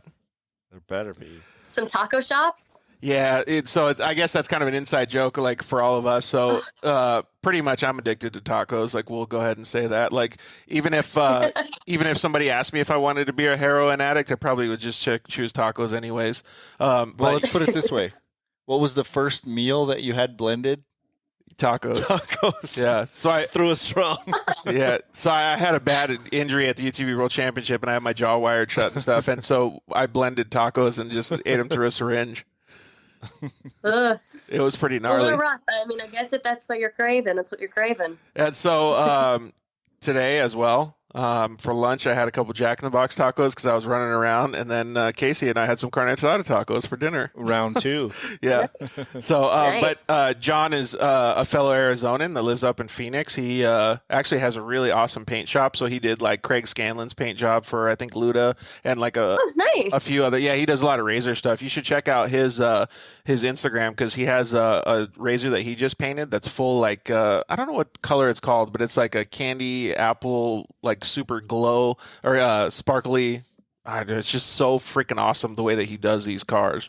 But anyways, you could even have yours painted pink if you wanted to. Oh, that'd be awesome. I prefer fast boat what's it? pink? Racing raspberry. There you Racing My color. raspberry. Yep, that's my color. Dude, she would be good friends with Robert Bland in Strawberry Yeah, Rendezvous. Strawberry Rendezvous. So we're going to ask you a question in the rapid fire later, but Strawberry Rendezvous has come up in that one, so we'll make fun of Robert a little bit there later.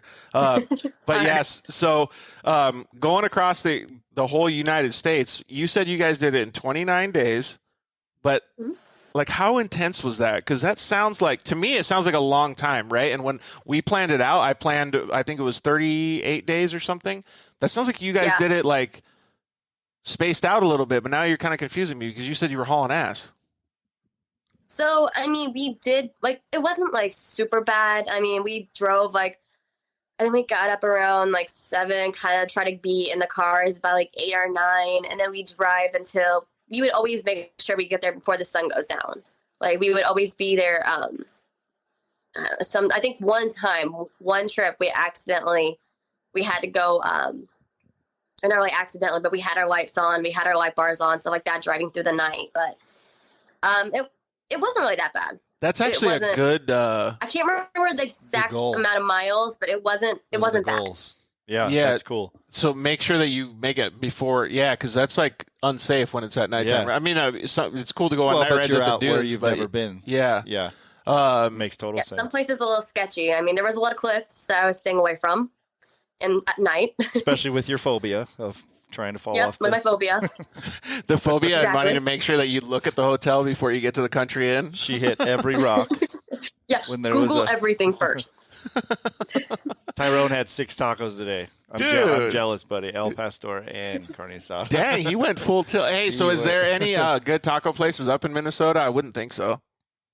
Taco I Bell. mean, we have a couple places, but I mean, it's nothing like street tacos from like Arizona or like California. Like, you can't even get burritos that good. Like, it's whatever. So we did a Better race. sushi. Yeah, there you go. I've been actually craving sushi lately, so I want to go when we get to California.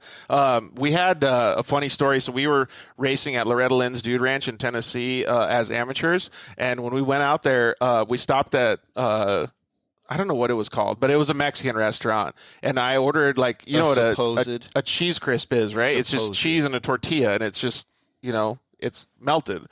And so I asked the lady for a cheese crisp, and she's like, I don't know what you're talking about. And I was like, just a tortilla with cheese on it. And she came out with like this puffy pita bread thing that she put in the thing, and she dumped nacho cheese all over it. So it was just soggy, like, yeah.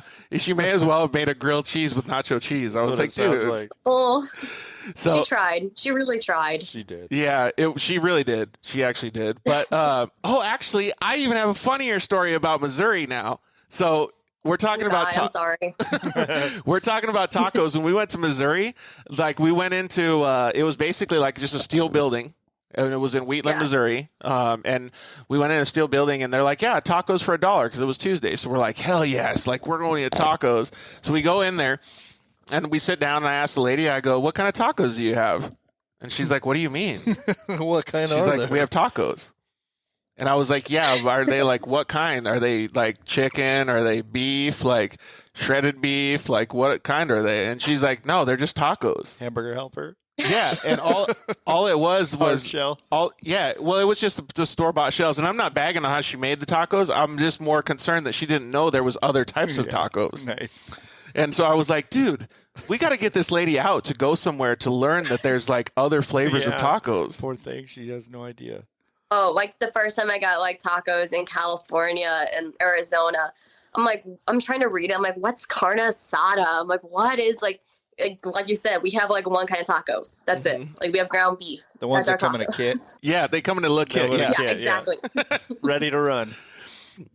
What was your So I come favorite back one every when day, you? I'm like, I want carne asada ones, and they're like, what's carne asada? I'm like, oh, it's the stuff. Dude, so It's you're good basically like in Missouri, like you're the taco genius. You can like start spreading taco love everywhere. I could. I mean, it's a demand, I guess. It really is. It's good to have a good taco IQ for sure. The taco IQ. Definitely. It'll get you places. All right, so let's get back to the serious stuff. So it's pretty cool that you kind of started racing and doing all of these mechanical things at such a young age, because that's not easy to do. Like most 14-year-olds want to go play with their friends and, or girls play with dolls, whatever it is, right? Like, so you're out there actually like starting to really enjoy something that could potentially be a career. Like, how did it feel when you were learning all this stuff? It was really just unreal. Like, even just getting out after the shows and stuff, and like meeting the fans and like meeting all those little girls who, like, I mean, just like me, I'd never seen a girl drive until I seen Miss Bigfoot. And then these girls have never seen a girl drive until they see me. And it's like really making that impact in their life, just kind of, I don't know, just kind of made everything worth it. Like missing the birthday parties, missing hanging out with friends, like all through high school, like not getting to go to the parties, not getting to go to like the basketball games and stuff. And not really, like, I was never like a cheerleader. I never played sports. I never was able to do any of that because I was gone every weekend. And I mean, but it was such an unreal thing to be able to have the opportunity to even be able to do that and just live my dream at such a young age. That's exactly the way that, I mean, dude, it goes back to exactly where we started the show. Like, we grew up the same way. Like, there wasn't paved roads where we grew up. So, like, it was pretty cool to see that we had the same ambition and you have the same ambition, and all of these other people that are watching the show have that same thing, because they all grew up doing, maybe not spending as much time with their family and friends. Like, they were always busy doing this stuff. But in the end, like, look at you now. Like, how much stuff have you learned over the years that some people may not learn in their whole lifetime? Yeah, exactly. And it's unreal. And especially like even now, I'm still like, I mean, 22 is still technically a young age. I feel like I'm so old. Like, it's just, I don't know how to explain it really. Like, even with like the racing racers and stuff, and you meet people that have never even heard of this stuff before, and just trying to explain to them things, and they're like, that's so cool. Like, I want to get into this. I'm like, well, I mean, you got to be kind of small to fit in a mini monster truck, but yeah, go live your dreams. That's actually a good point, though, that she brings up. And well, I'm going to feel old saying this, but like, you've heard other people say you're mature for your age, right? But that's like a relative term. It's like, no, I just grew up learning stuff. Yeah, like, it's more like a season. She's seasoned at yeah, it. at doing those certain things, right? Like, we may not be like building rockets out here, but we know these certain things. Like, so it's super cool to have that same common interest. I think it's fantastic that you did that. And not only that, but like, a lot of guys might not even know that much too. Being a girl is like, gives it that much more prestige, I guess you could say. Yeah, it's definitely interesting, especially like when you meet people that, like, I sell lift kits and tires and wheels like on the side for like a fun gig. And it's so fun to see people too, like, message me and like, they're not really sure what they have. And it's kind of, that's something that I've learned over the years too, that I'm like, oh no, like, this is what it is. And like, you know more about this stuff than I do. I'm like, yeah, you got to probably tread lightly. You got to probably tread lightly though, right? Because you don't want like people thinking that you're too smart for their. Exactly. Especially the guys that need the real big, tall lift. Well, I could see that though. Like, I could see like, well, let's just say somebody messages her on social media or something, like, and she comes back and she's like, "Oh, you just get this, this, and this," and they're like, "Oh shit! Like, what do I do now? Like, I feel threatened." You know? Cool. So that is pretty sweet though, man. So next time I get something and I need a lift kit, I'm hitting you up, because I don't know crap about them. You got me. I got you. Best deals in the house. There you go. Sweet. All right. So you started working on, we'll call them these mini monster trucks. You started doing these custom builds and for, well, just full-size trucks. What was your favorite custom build that you've done so far? I really liked my Ford that I built 2 years ago. Its name was Candy. What was it, a F-250? Everybody thought it was Brandy. Yeah, the F-250, the big camo Ford with all the pink on it. Oh, nice. Shocker, I like the pink. But yeah, she was on 44-inch tires, just towered over them. big wheels. I know everybody out there doesn't like big wheels, but it was on 28-inch wheels. What motor did it have? Just a stock motor. It was just a stock Ford Power Stroke motor. Oh, okay. What year did you say it was? It was a 6.7 or a 7.0? 17. Oh, right on. Yep.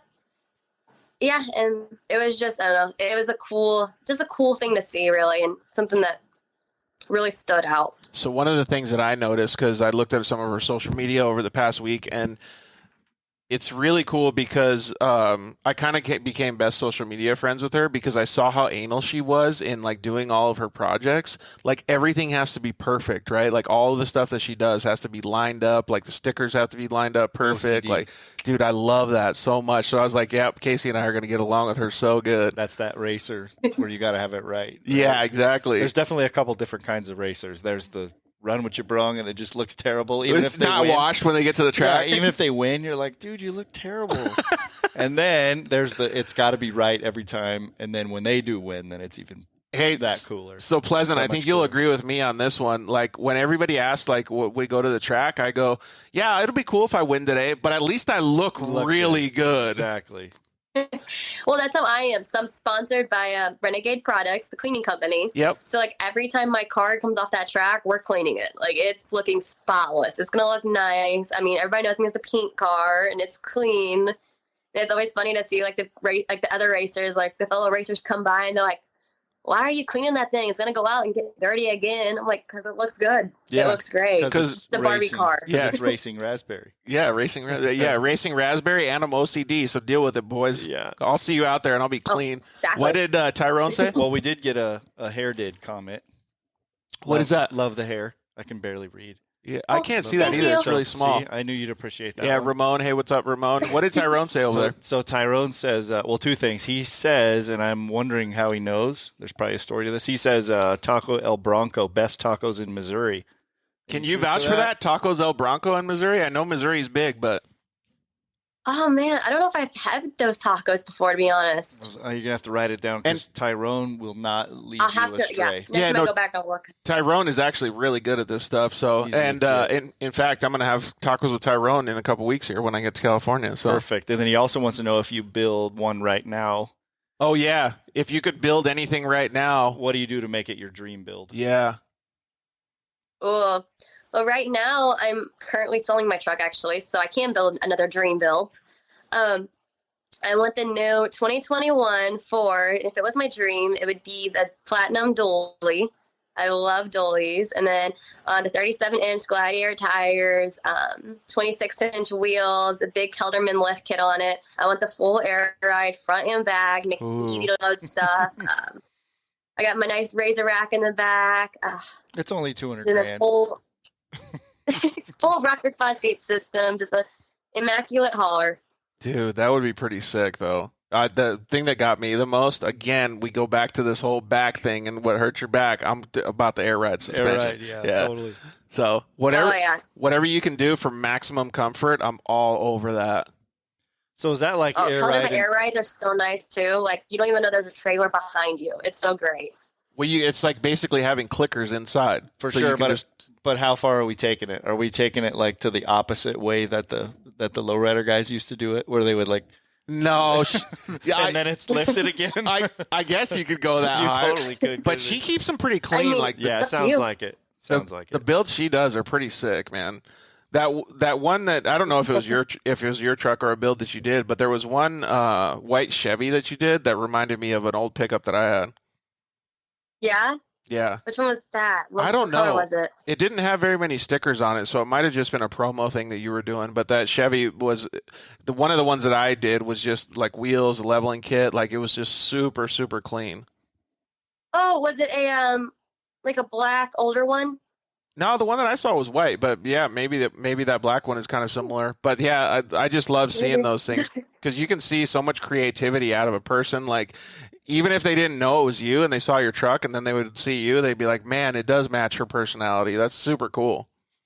Yeah, but wouldn't Yeah, you? it's always so interesting to like meet truck people from like Instagram and like Facebook and stuff. Like meet them in real life, and you're like, your personality and your Instagram either match or like some people they don't match at all, and you're just like, what? Like you're just confused. Your Like, this pictures isn't the don't same match your face. person. Yeah. Yeah. Tyrone said, "Oh, he loves dualies are the bomb. Oh my God, he loves it." What were you gonna say, Kay? Totally, Sam. I was gonna say, wouldn't you think, or this is how I take it, it's almost harder to build the clean build than it is the crazy build. Yeah, You know the what I freaking mean? gaudy, nasty ones. When the clean one is done perfect, it's like there's so much thought that goes into it because it's all the little teeny details that add the whole thing up. But like to the bystander who can't see the details, it's just like, oh, it's But the pretty. person who knows, Or someone who appreciates it is like, oh, wow. That's how Oh I yeah, always no, feel that about was it. me. Even my Ford. So my Ford actually had widened axles. Like it was like widened 6 inches in the front. Right, and who would And know we didn't that have any unless you knew? spacers on there. Right. Exactly. Just looking at it, you wouldn't have known. But talking like about it, they're like, there's spacers in the back. Like, why isn't there spacers in the front? Oh no, that's widened. It's full deal. That's pretty cool. that is pretty cool. So, like, With a working 4-wheel drive, by the way. nice. Nice. Yeah, see, that's sick, man. And those things don't take like it. You can't just like do that if you don't know. Like, you have to have a good amount of knowledge to be able to understand what you need to do that. Because it's not just widening the front; it's like getting it to the perfect width. Yep. It's getting it to make sure that all the 4-wheel drive All still the works. angles change. Yeah, Yep. and the Totally. shocks and everything. Right. So it's pretty cool that you know how to do that. So kudos to you for actually learning all that stuff and taking all the knowledge that you learned with your family and stuff growing up. So all right, let's get back to the whole racing thing. So you raced a little mini monster trucks. You like that? I loved it. It was fun. It was good for the time that I did it. What was the next step? Like, what other vehicle did you get in after that? The next one was our Polaris Razor RS1, actually, and that was the short course for Torque, Nice. I believe. Or maybe Lucas Oil, I think their last year. So you just stepped right in, huh? Yep, I jumped right in for it. That's super cool. What did you think about it when you first did it? Were you scared? I'm not really necessarily scared. I get really like frustrated if I'm not like performing as well as I think I should be. And I actually wrecked a lot my first race. I rolled in like every corner. Somehow I still came home with like a 9th place in Sportsman, so I was pretty pumped about it. But yeah, I mean, it was a lot of fun. It was definitely something I got hooked after the first race. I was stuck. I was doing it forever. And actually, that first race I think Zach was pitted with us, actually. Zach Martin. Oh, right on. That's cool. So you had at least a little bit of a person to look up to and to talk to and ask him what to do. And I don't want to call him a mentor because I like to think that I beat him every time I've been on track, except for once. But yeah, so just talking a little bit of shit about Zach. But yeah, he's a really good person to have on your side, right? Oh yeah, no, he's like super smart and like a really fast racer. Like, it kind of bummed me out this year not getting to watch him like race again. Like it's different, but yeah, no, dude's super fast. He was really nice with telling me like just kind of giving me pointers and stuff about how I'm doing, and he's a good dude. Yeah, good dude All for around, sure. all around good mentor. So after that race, were you like, dude, I'm hooked? Oh, what was that? After that race, were you like, dude, I'm hooked?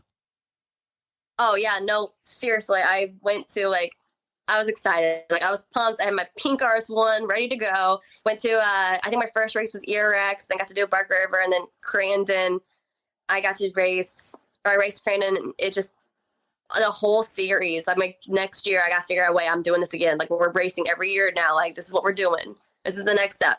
See, you know that feeling, Casey. I always do it once, you have to do it for the rest of your life. Yeah. I always tell everybody it's like hardcore Mario Kart / like go-karts. Except for you don't have the little turbo boosters. Yeah, that little hop No doesn't get you turtle any shells faster. either. Yeah, no turtle shells either. The hop doesn't get you any faster. Yeah, exactly. Magic mushrooms where you can just go like full speed. Yeah. All right. Oh, Well, so that's pretty cool, and I think there's a lot of people that watch the show or listen to the show that have that same kind of drive too. Because I know a lot of racers that have done the same thing. They went to like one Lucas race, and then they're like, "Wow, I can buy a side-by-side and I can race too. So like that's another reason that we started the show, is to help people understand that there is the ability for them to get out there. They don't have to have a Pro 4. They can go out there in a UTV like a Razor or any other brand or manufacturer, and they can get out there and race too. So it's kind of like the same thing that you're talking about. You were like, wow, now I'm hooked. Oh yeah. And that's awesome that they keep like the like beginning class and stuff like that so easy and attainable for like these everyday people who want to go out and try racing. Yeah, I and like agree you don't with have that. to have that much stuff on it. Yeah. It's pretty cool. And especially out there in the Midwest series, they have lower level class. Like at Lucas, they don't really have that, or now Lucas is gone, but they didn't really have that. So it's really cool to see that the Midwest is doing that. Oh yeah. Yep. We got sportsmen, and it's a fun class. Started out there and glad to be in pro stock. Yeah. A lot of crazy drivers. It's a little bit different, right? But the pro stock classes actually have quite a few people in there too. You still got to get like good starts and manage your race good. Yeah. There's, I think like 25 people in our class. I know, at Crandon this last year, they gave sportsmen the opportunity to race with the pro stock. And I think there was close to 30 cars, 30 to 40 cars, like on the track. The Crandalina wine mixer. That's what I was thinking. So RJ Anderson calls it the Crandalina wine mixer. Oh, yeah. That one. It sounds like it's a fun event, though. Like, I want to go this year bad. Y'all should make it out there. It's a lot of fun. It's definitely the race to go to. What was your favorite track to go to? Sadly, my favorite track is Bark River, but we weren't able to go this last year. It's just a really fun, fast-paced track. It looks pretty so awesome. But fun. Yeah. Oh yeah, it's a blast. I really like ERX in Elk River, Minnesota. It's like kind of the hometown track. It's a lot of fun. It's really technical, and it's got some really nice sweeper corners. And then like the whip section's like insane, but it's so much fun. Hey, what was the reason that you moved from Missouri to Minnesota? Kind of closer to all the races. Oh, it's just honestly, it's kind of closer. And then my boyfriend lives up here, so he's like friends with some of the race people, like the people that like work at the tracks and stuff. And that one of the companies that or one of the people that like own ERX and stuff like that. So it just kind of worked out for me to where I could come up here. I would be close to like a place to practice, and it's a lot closer to everything. So Missouri is a lot farther of a drive. Yeah, definitely. Well, dude, we had to drive from Arizona all the way to Missouri. We didn't even have air conditioning because it went out in the truck. It sucked, and That's rough. That's not a fun drive either. No, it blows, and it was July too, so it was like torture. Tyrone chimed in and said, "A Ford." What does he say, Case? I can't see it. The Ford F450 Super Duty Lariat dually, fat meats in the back. That's his dream build, it sounds like. Oh, so he doesn't want dual tires in the back. He just wants some big old that's what dragster like. tires big back super there. Single. Yeah, super single. See, Dude. there you go. Yeah, see, she knows way more than us. He also asked, what's your most memorable race? He also asked, what's your most memorable race? Most memorable race? Definitely this past year at Crandon. We were able to do a like night race. So it was awesome. They had like the big lights up, and I mean, we don't get to do night races over here in the Midwest. And I think you guys get to a little bit on the West Coast, but it was super insane. We're just driving around there. It's completely different. I mean, the track looks completely different under the lights. And all of a sudden I'm noticing I can't see anything. And it started pouring down rain in the middle of the race. Really? So at night? Yeah, it turned into a big mud race. At night? Because like that'd be weird though, because you're like pulling a tear off and you don't even see the mud coming at you. Just because it's rain. Don't you think that'd be kind of crazy? Yeah, that would be interesting. Well, kind of got to the point where like you're like pulling all your tear offs off because you think that there's like mud or something like in between too. That's why you can't see. So I ended up pulling them all off in like a matter of minutes within like just one lap. So I ended up having to pull my visor up, and I'm like, I can't, like, I have mud, like, all over my eyes, and, like, all over my, like, everywhere, like, in my lashes, in my eyes. I'm, like, just trying to drive, just trying to see, like, it's fine, it's good. That's pretty crazy, though. That's part of racing. What, did you do good, though? Because you like the mud. I did pretty decent. It was super slippery, and I did put my mud tires on, like, right before the race, get my Gladiator mud tires, I call them, so... It was, I didn't do bad. I got to the place I wanted to be for the last race of the season, so I was not mad. Yeah, that's super cool. Well, that's definitely a memorable race. I hated those mud races though. Like I'm one of those spoiled Californians that or Southwestern guys that when it rains, you're just like, I might not go out. Yeah, I might think just I'm hang over it. it. Yeah, I'll just stay in the trailer. I mean, it's a lot more fun to play in the mud, not really race Yeah. in the mud. So I get the same way where I'm like, that track does not look too fun right now. I look like a lot of sliding into everybody else. And it just Yeah. destroys everything. It too. really does. Yeah. Have you raced any side-by-side races on the West Coast? I have not. I was actually planning on this past year racing at Chandler. And then with COVID and everything, my plans got kind of canceled. Yeah, that does suck. Yeah, you would like Chandler, but well, honestly, one of the best tracks out here was Lake Elsinore for the side-by-side stuff or for the off-road stuff.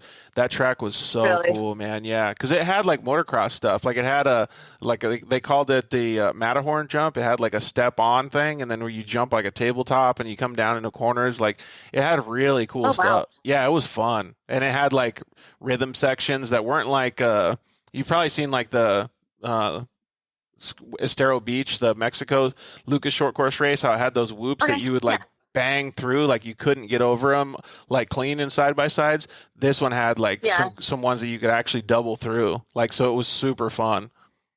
That's how like ERX is. They have the big double whoop section, like where you can legit double every whoops. It's great. John just chimed in and said, F mud, desert is the way to go. I'm not gonna lie, I'm pretty excited to change that, but Yeah, so we were going to get into that, but well, let's just jump into it now. So you had been doing short course for a little bit, so you think you've got like a pretty good understanding of how to race side by sides, and what's your plans for 2021?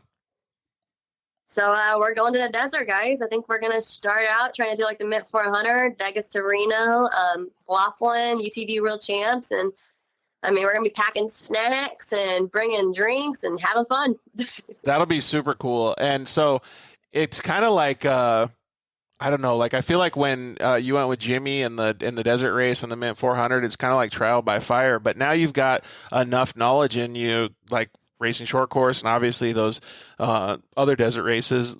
How do you think you'll do? Like, you think you have enough experience to go out there and do well?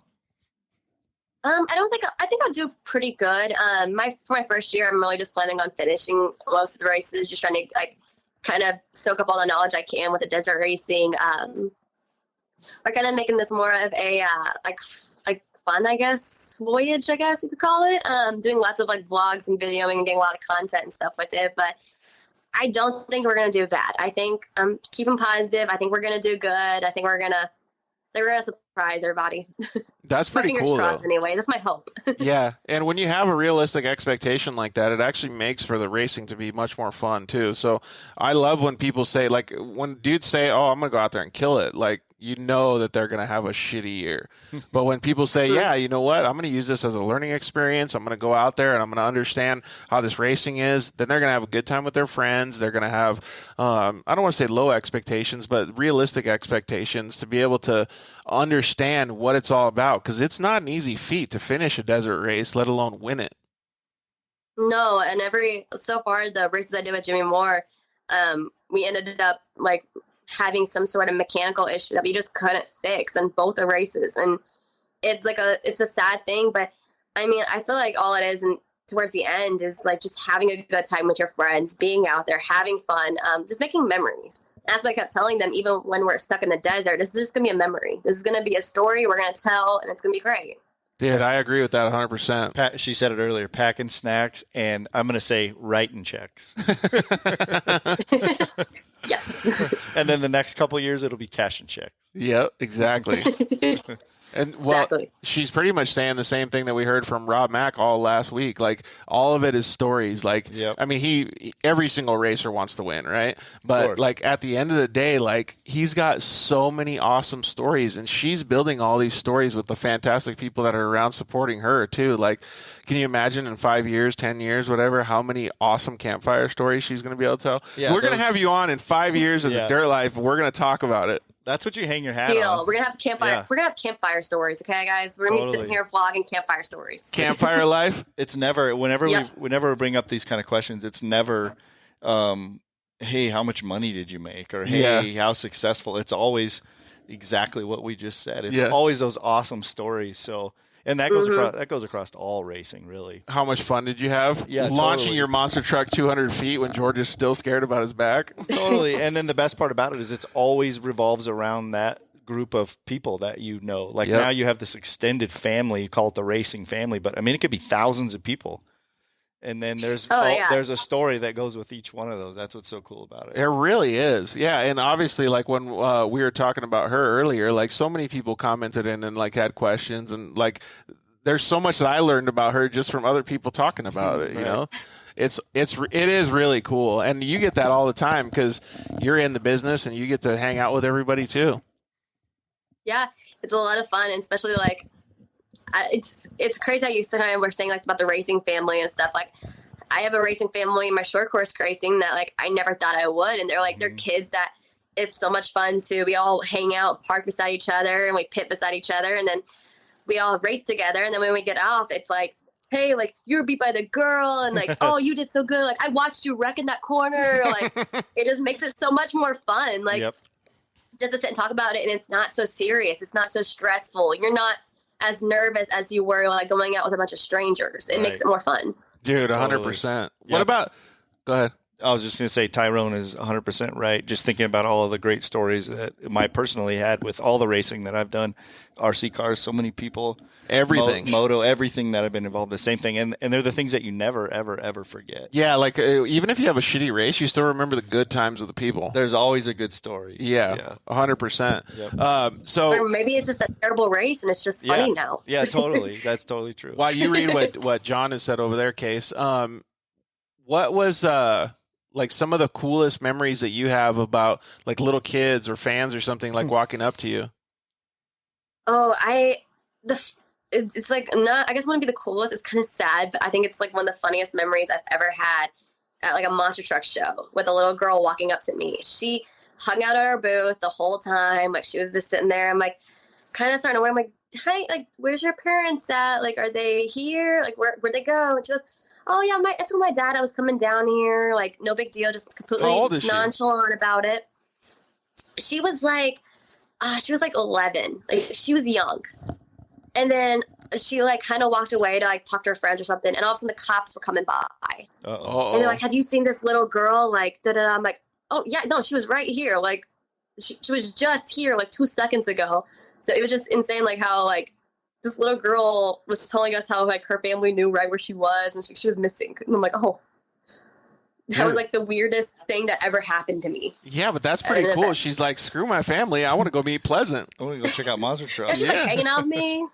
That'd be funny. She's all like just hanging out with you. She's like getting in the truck to go home. Like, so I love. Like, where are we going for dinner, guys? Let me throw this out there because it's like there's the perfect visual. I could totally see it. So John Melvin, he said he never forgets the Silver State 300. They had problems and they got going again. And as they came around a corner, a Class 10 car was broken and was cooking hot dogs. Oh man, so many desert racing stories. That is though, and so I can totally picture it. No, but I forgot who said it. Maybe it was on last week's show with Rob Mack, but I forgot what he said. Somebody told me the other day that they always keep hot dogs and burger, or excuse me, and buns and stuff in the car, and they bring beer with them on every desert race because if they break down, just in case, they're not going to have an issue. Well, they're always going to have a backup plan. So would those be called Sonoran hot dogs? I don't know. Well, maybe if you break down in Mexico, they wouldn't be real Sonoran hot dogs, but so they always have backup. Yeah, Eric, yes, RC That's racing an is idea. fun too. Those stories are pretty badass, man. All right, so you're going to try to do some desert races, man. I'm pumped for you. Are you ready to put forward all that effort? Because it's not an easy feat.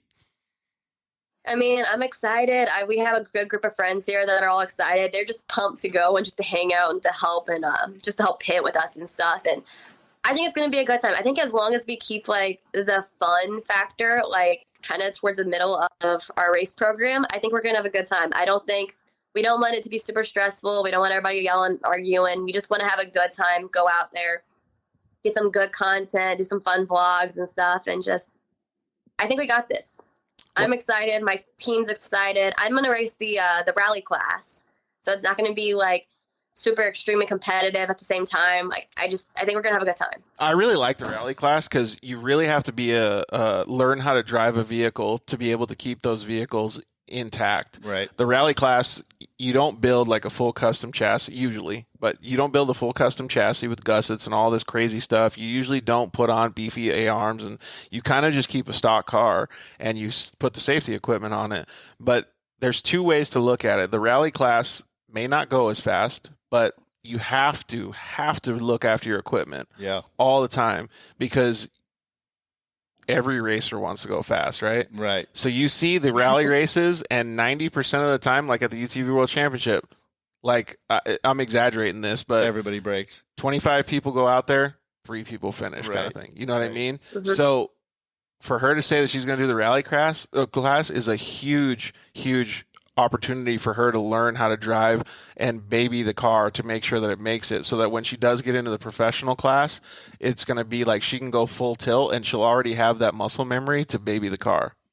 Well, plus all the other driving and racing that she's been involved in, you probably have a lot better take on your first outing in it than a lot of people do, because you already get how stuff works. Yeah. The expertise. Yeah. Where I think it depends on how you look at it. Like you could say, hey, I'm just jumping into this genre, so I'm going with kind of the beginner thing, but it's not, because like you said, to win that, you have to finish. Yeah. So it's not only how you take care of the equipment, but you have to be smart with going as fast as you can. So being successful in that class. It's still as technical as like the other classes and stuff. And 100%. Well, I think there's an added level of technicality, because you have to be so good at driving the car. Like everybody talks about good drivers, right? And I talked about this with Rob Mack last week. Like everybody thinks they're a good driver. Everybody thinks they're a good motocross rider. Everybody thinks they're a good RC car driver. Everybody thinks they're a good monster truck driver. But until you know what a good driver is, you will never be a good driver. So I rode with Rob Mack in just a 4-seat Razor. Didn't even have sway bars connected. And the skill level that I thought I was at was downgraded by like 90% because of you could see the way he was driving, the way he was thinking, the way he was moving his body and moving the vehicle. I would have probably not got to that point for another 15 years. Knowing that like makes you think about your whole like racing longevity. And that's cool that she's starting and making sure that she's making those progressions one step at a time. Yep. Agreed. Yep. Yeah, just kind of, exactly. Like whenever I rode with the Moors and stuff, like just kind of like seeing how they even drove. Like, I mean, just kind of watching like, okay, we're not like going as fast as we can. Like the races that won in like the first 10 miles. Like it's just like going kind of slow, making sure the car is good, just kind of keeping everything together and kind of learning that. And I'm kind of excited to put like what I've learned even from them, just like into driving this rally class. And pretty excited. If you couldn't tell. Pretty pumped. Sounds like a blast. So what did Tyrone say there? So a couple things. I like this. This is a good little, a little one-liner. Bad races make great belly laughs. And then he has a question. I'm interested too. Have you been to the sand dunes and just had fun? Sorry, what was that? Have you ever been to the sand dunes and just driven for fun? Oh yeah, I actually I'm good friends with Blake Wilkie, and he took me out to Glamis or whatever, and got to take a couple rides in the Bug. It was unreal, and I was able to actually go back to the dunes in Glamis on a UTV, and just I didn't think my skill level was high enough to drive in the dunes, and then just kind of being surprised at how like I was able to maneuver around and stuff, and it just made it a lot of fun. That's awesome. But actually, I have to tell us one story. If you guys know Ryan Edwards from KMC. Yeah, we know him very well. Yeah, so if you ever see him, just ask him about our time in the dunes. He had fun with me. What happened? It was right after the Trans-American Trail with the Razor still packed down with everything on top. Like, it was pretty top heavy. It probably should not have been out there. He's like teaching me, telling me how to go around the dunes and whatnot. And I was kind of laughing at him for putting on his helmet. I'm like, why do you need a helmet? Like, we're not going to go fast. And then I come to try and like switch from like one bowl to the next. And I accidentally like just laid it over on its side. Oh, crap. Just like I rolled it. I was laughing, but I really just laid it over. And I'm like, Ryan, now we're honorary best friends. We already crashed together. I'm like, it's perfect. That was my first time driving the dunes. I'm not super proud of it, but like we said, bad times make for fun stories. So That's perfect. Now I can talk to Ryan when I get over there and hang out with him. Go, hey, Barbie told me a story about you guys. I'm like, oh God, no. What's been some of your most favorite memories riding UTVs then? I could only imagine that doing the Trans-America Trail across the country, like to me, that would be like a million favorite stories right there. Well, it's like a year's worth of driving. If you think about it, it's like 5,000 miles. Yeah. So cool. Yeah. I don't know, even just like the terrains, how different everything was. Like you were never driving on the same place twice. Like it was just completely different. Like, okay, yeah, you're on like little gravel roads, like that can get kind of boring. But no, like we'd be driving, look over and there's like a sunflower field. There's like little things like that, just like something to make you kind of smile. And like it's just such an insane way to like see America, like just to actually see it. And I'd be so into that, cool. man. That's like, a good point. I know. And that's why, like, when people tell, like what you said, I'm not sure if I'll be able to get off work. I'd probably just rendezvous for a little bit, strawberry rendezvous for a little bit.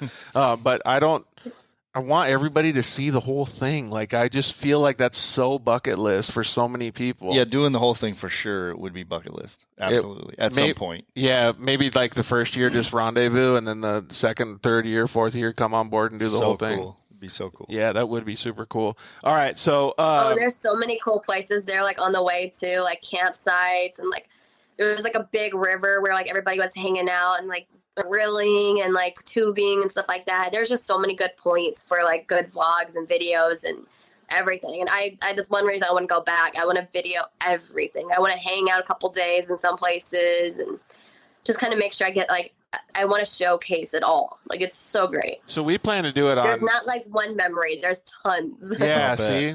So we plan on doing it on dirt bikes because that's something that I want to do as a goal of mine. But we were gonna have some of the warfighter guys that we're gonna have them take side by sides and come with us. So it'd be kind of cool. Maybe you just come with us too and do it on a side by side. But we're gonna have a media crew out there that hangs out with us too, so that they can get it all on. Well, you said vlogging, but we're gonna just like catalog the whole trip and make some videos and stuff out of it. But we could stop more because we're gonna be doing press days and stuff too. So it'd be a little bit more of a scenic ride as well. Yeah, a little bit more of a hangout. I'd be down. Yeah, win, no win, or whatever. Sign me up. When did you guys I'm do the it? first person to like volunteer for this. When did you guys do it? What time of year? Yeah, that's a good point. I want to say it was August. Yeah, it was August. So it wasn't like it was actually a really good time of the year too to do it, just because it wasn't extremely hot in like Utah and stuff. Like, because we went through Utah, like through Moab, all of that, but it also wasn't extremely cold in some like Colorado and places like that. So we were thinking about doing it in September, but that's actually really good information to know because that month might be like turning into super cold. Yeah, you might be getting to that super winter part. Yeah, so maybe August is a good time to start it then. Well, yeah, good to know. So, all right, well, we'll definitely let you know when we do it, so maybe we could all rendezvous. All right, so we're going to do a rapid-fire Q&A with you before we hit the road, but so maybe you could give us a little bit more of a breakdown of the car that you're building, some of the people that are helping you as well. Yep. So we're doing the rally class car is a Pro XP Razor 1000 turbo. Super pumped about it. It's gonna be my first XP or Pro XP. We're doing all like high lifter, long travel suspension on it. Gladiator tires. I'm still working out the kinks on my wheels, but running on those Gladiator tires, high lifter suspension. And then right now we're working with PRP to get some seats. So I'm pretty excited about that. I got a fun little color scheme I'm thinking about coming up with. Nice. We're pretty sure Proline Wraps are going to wrap it up for us. And just a couple little things. I mean, you don't really need much for the rally class, so it's kind of exciting. And then you're going to clean it up with some Renegade products, I'm sure, right? Exactly. Renegade products are always going to be in the side pocket, just in case one time I need to, go spray down the tires or something for a good photo op. Yeah, right exactly. next to the hot dogs. Yeah, you got to make sure you keep the hot dogs and the snacks and stuff in there, though, too.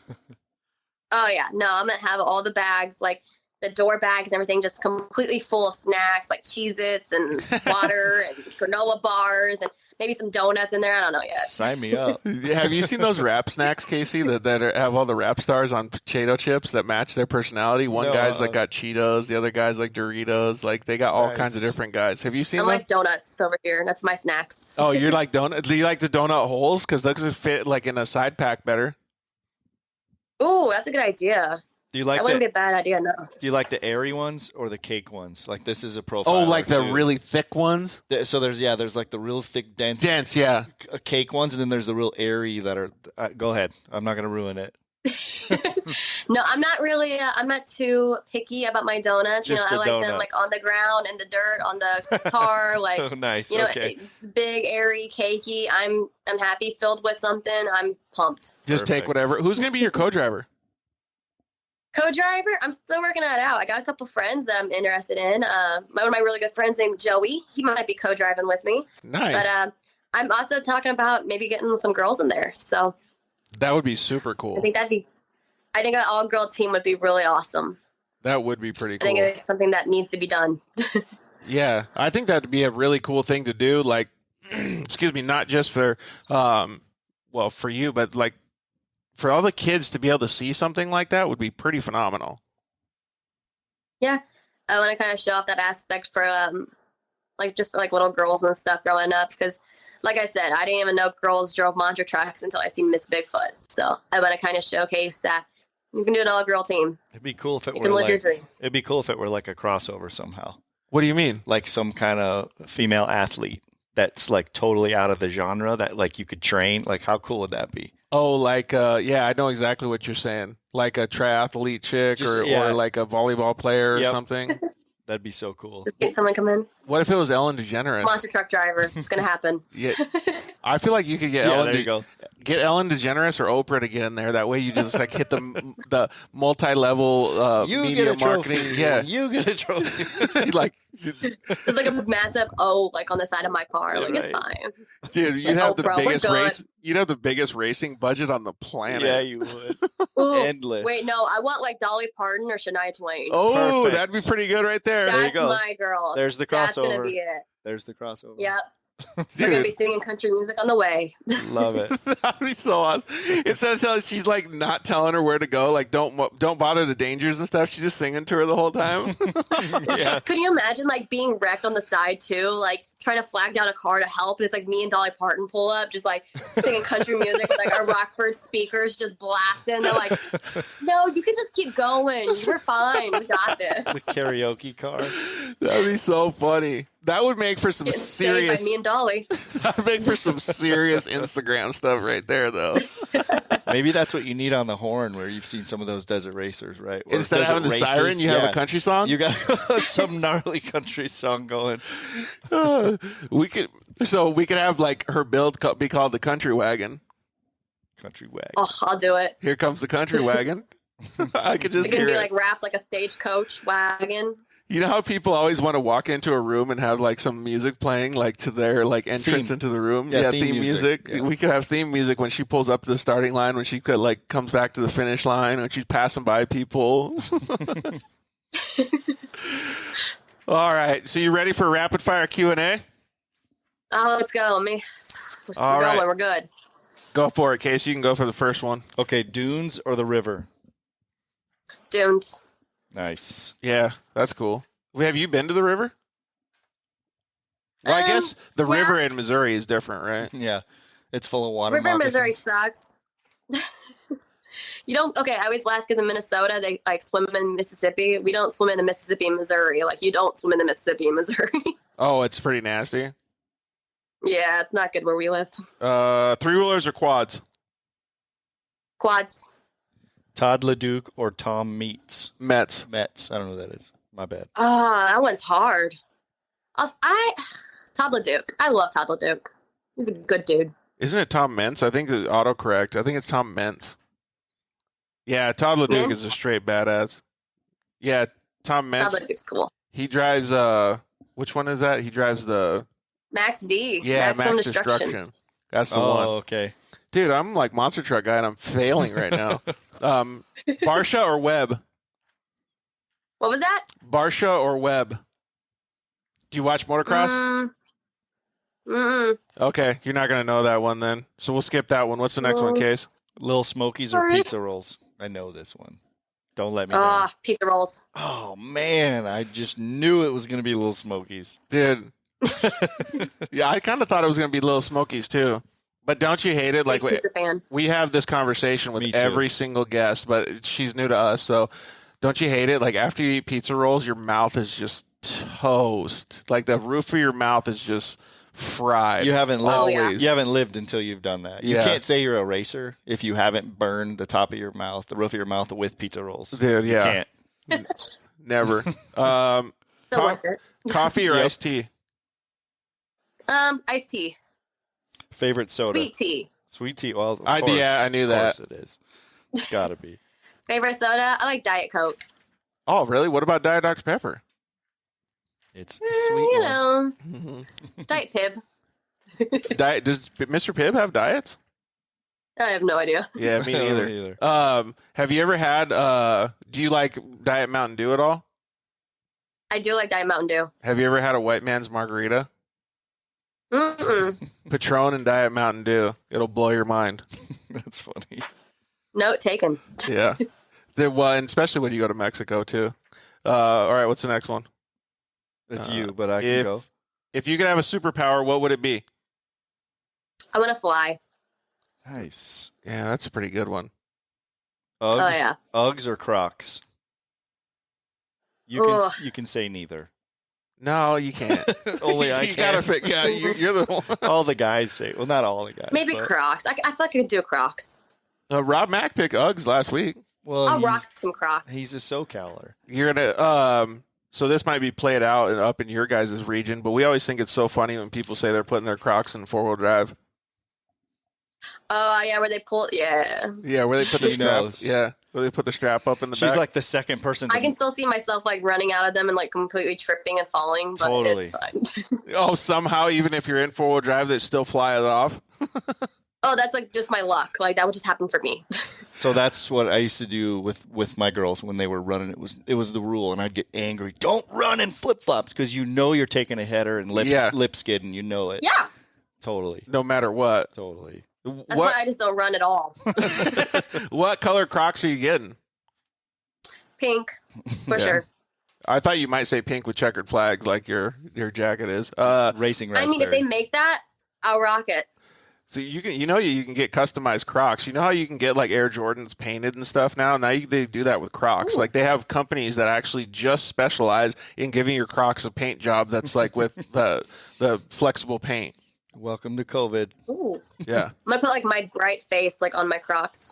like Ricky Bobby did when he put me on the front of his car. You can have your face on the front of your Crocs. That'll be me. Team me. That's great. That'd be so cool. We can screenshot it and then we'll have the picture. It'll be perfect. All right. So we kind of answered this before, but maybe it wasn't in side by sides. Maybe it was in one of the mini monster trucks. But what was your most memorable race? Most memorable race. It'd be in between the whole side by side racing in the mud rain / thing. Or one time I accidentally launched my mini monster truck like 20 feet in the air. It didn't come down the easiest, but it was a memorable race, a memorable show. So I don't think that we've ever had maybe one person answer their most memorable race as a race win. I think most people are like, Yeah. I did this. Agreed. I came back from 20th, or I did like a launch 20 feet in the air, and a mini monster was Right. like one of those. Like it's pretty cool to see what people remember. Totally. Like Tyrone says, the bad race, belly laughs. Best Yeah, belly bad laughs. race, best stories. Yep. What's the I mean, next it's one? not fun if you win every race. This is true. That's a pretty good point. Like so, basically, we're saying James Stewart when he was swept the series, he was super bored. What's the next one, Case? Favorite flavor of ice cream? Strawberry. Ooh. So, do you know any of the Warfighter guys? I don't. I know. I don't think I've ever met like the people that like actually like run the warfighter guys. I met a couple people that were in warfighters, like Yeah. the people that like the veterans and stuff, but I don't know them. No. So the guy that runs it, he's a good friend of ours. His name's Robert Blanton. And so we asked him, we had Maddie Wedeking of PRP Seats and Caden Danbury, and we had myself and Rob, and we asked what the favorite flavor of ice cream was around there. And his favorite flavor of ice cream, and he wasn't scared to say it. He wasn't scared to say it at all, is Strawberry Rendezvous. So that's why we keep saying it. Oh, okay. So I get it. Out of nowhere. So every time I text him now, because I'm going to rendezvous with him more times now since I'm going to be living in Temecula, I say, would you like to go for a strawberry rendezvous? Every single time.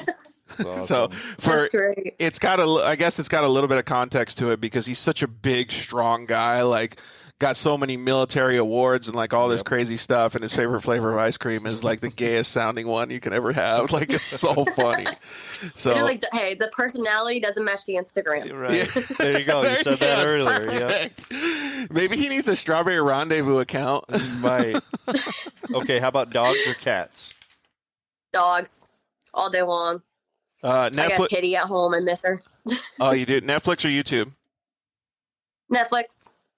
Burrito or taco? Burrito. Really? Sorry. What kind? I'm like a full-on like OG bean burrito and cheese. Dude, Yeah, see, there we go again with that clean build, right? yeah, that is true. There's nothing Can't like go wrong with a bean burrito and cheese. a good one. Well, you can if it's like Rosarita or something. Yeah, if they put shitty it's from beans in Missouri. it. but- okay. Yeah.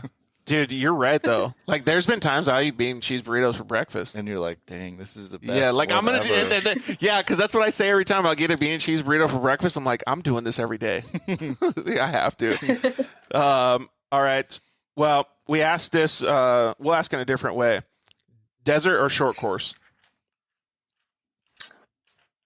Short course at the moment. You'll see. Maybe you'll say desert next We're year. gonna Who come knows? back to that question in 5 years. Okay, perfect. Nice. Was that? Yeah, Yeah. Maybe you'll say desert after the end of the year. Never know. So she's already done the racing that we always want people to say, and we've only had one person say it. That's But- okay. She was but probably going it's to say okay. something else. It's cool. So what? Sky's the limit. There's unlimited budget. It's fantasy world, so you can let it go wild. What other form of racing would you like to try? Can we do like a cross between monster trucks and like short course racing? So is there? I thought there was something. Oh, you know what? The if it's taken out of a stadium, has there ever been monster trucks outside of a stadium, like on a Wild Horse Pass kind of thing? I don't think. I think we should try it though. I think that's my dream race. Can you imagine if it was like it'd be like an endurance race? It'd be like 4 miles for a monster truck, Dude. Oh god. Could you imagine a 12-hour monster truck race No. at like Texplex? No, Dude, totally not. I think me and Pleasant just became best friends because I always want people to answer monster trucks, and now she elevated it to the next level. I can just picture all the things, all the logistics that go along with this. Can you imagine coming in for tires? Monster trucks on pit stops? You're coming in for tires. You need a crane. Dude. You like literally need a crane. So you got the crane over there, and you lift it up on the off the chassis, dude. That would be crazy. Imagine the chase trucks. Oh, the chase trucks for monster trucks. Oh my god. It'd be like the little minis. It'd be the mini monster trucks going out there with There like you little go. tires or something on it. Holy Dragging it. crap, man. That would be insane. Good all right. answer. Good answer. So that was a fantastic. That's the best answer we've ever heard. Totally. All right. So the last question of the night, and this is the total profiling question: chips and guacamole or French fries and ranch?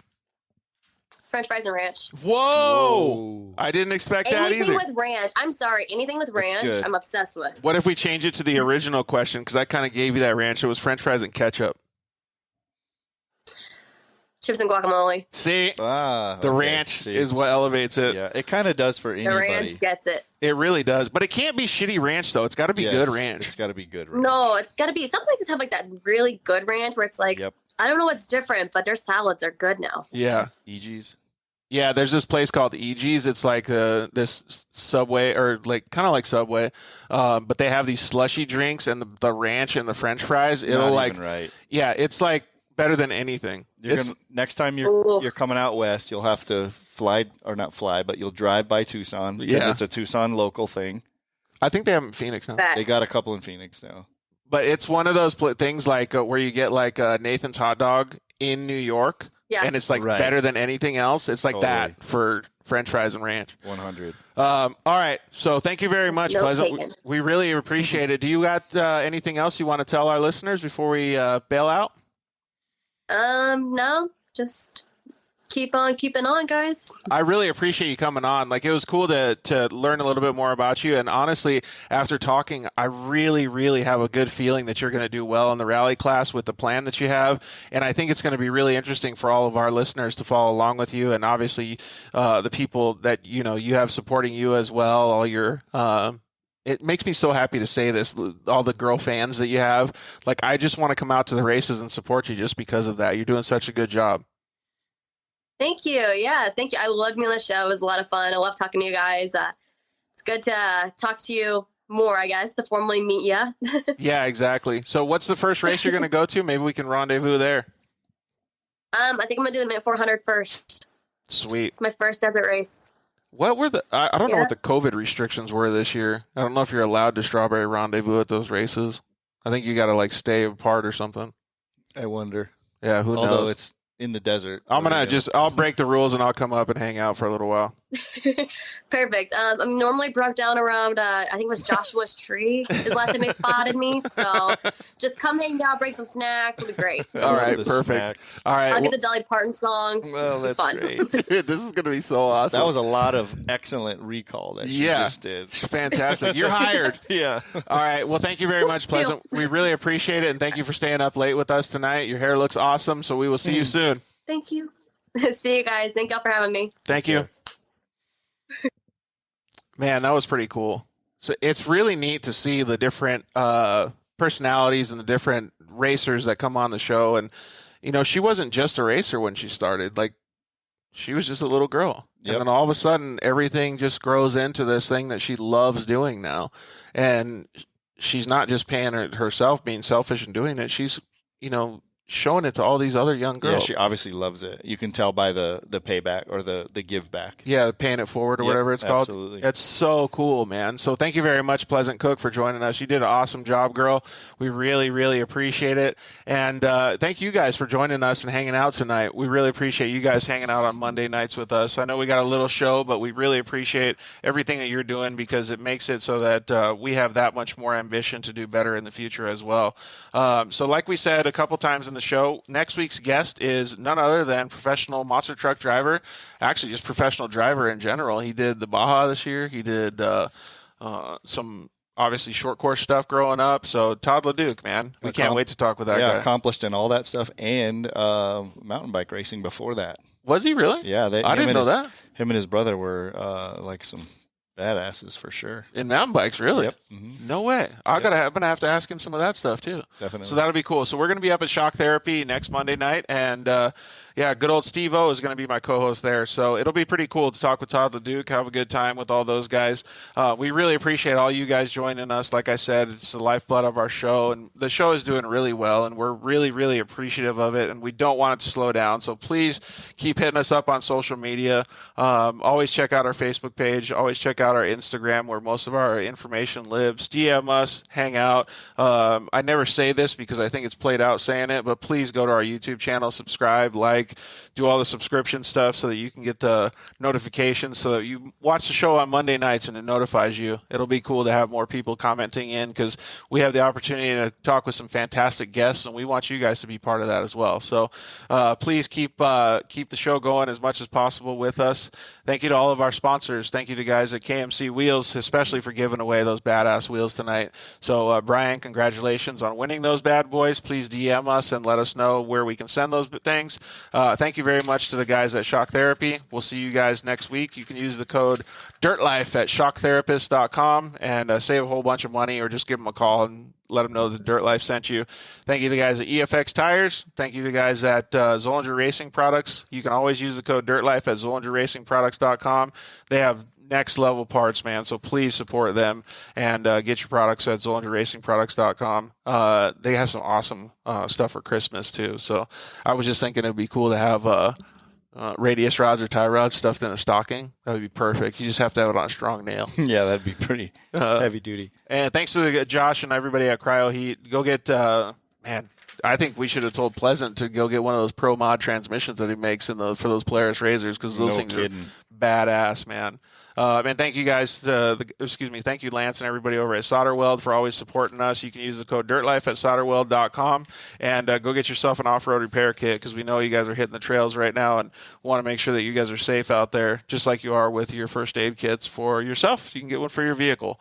So, like I said, thank you very much. Thanks, Casey, for coming in and hosting the last show in the studio with us. Yeah, definitely. And since you're moving, I'm going to take this with me. Oh, yeah, the KMC Smells Like Victory candle. I can't wait. And Ryan, Ryan, I'm stealing this. You might have to dig one else up another one up for George. I'm taking it. It's the best smelling candle ever. It's not even right. Dude, I wish you guys had smell-o-vision, because this candle is like next level. Like, it is unfair how good it smells. The smell of victory. So thanks, Ryan Edwards, for the KMC Smell of Victory. I don't know if he's going to give one to Pleasant for tipping over, though.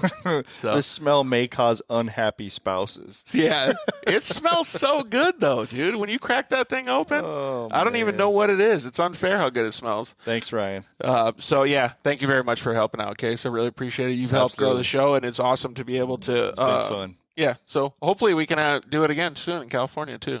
You got some RC friends in California, like Mark Peters and guys out there, so maybe poking your head in the studio in California, they'll be able to see you. Get some burritos or tacos with Tyrone and go see Adam. Yeah. Spend a little bit of time out there? Yeah. Man, you could have a whole Casey road trip. I could. That'd be pretty cool. Well, thanks again for coming in. So We really appreciate you guys. We thank you so much for tuning in. We hope you tune in next Monday night. We love you. Good night. Thanks for listening to The Dirt Life Show.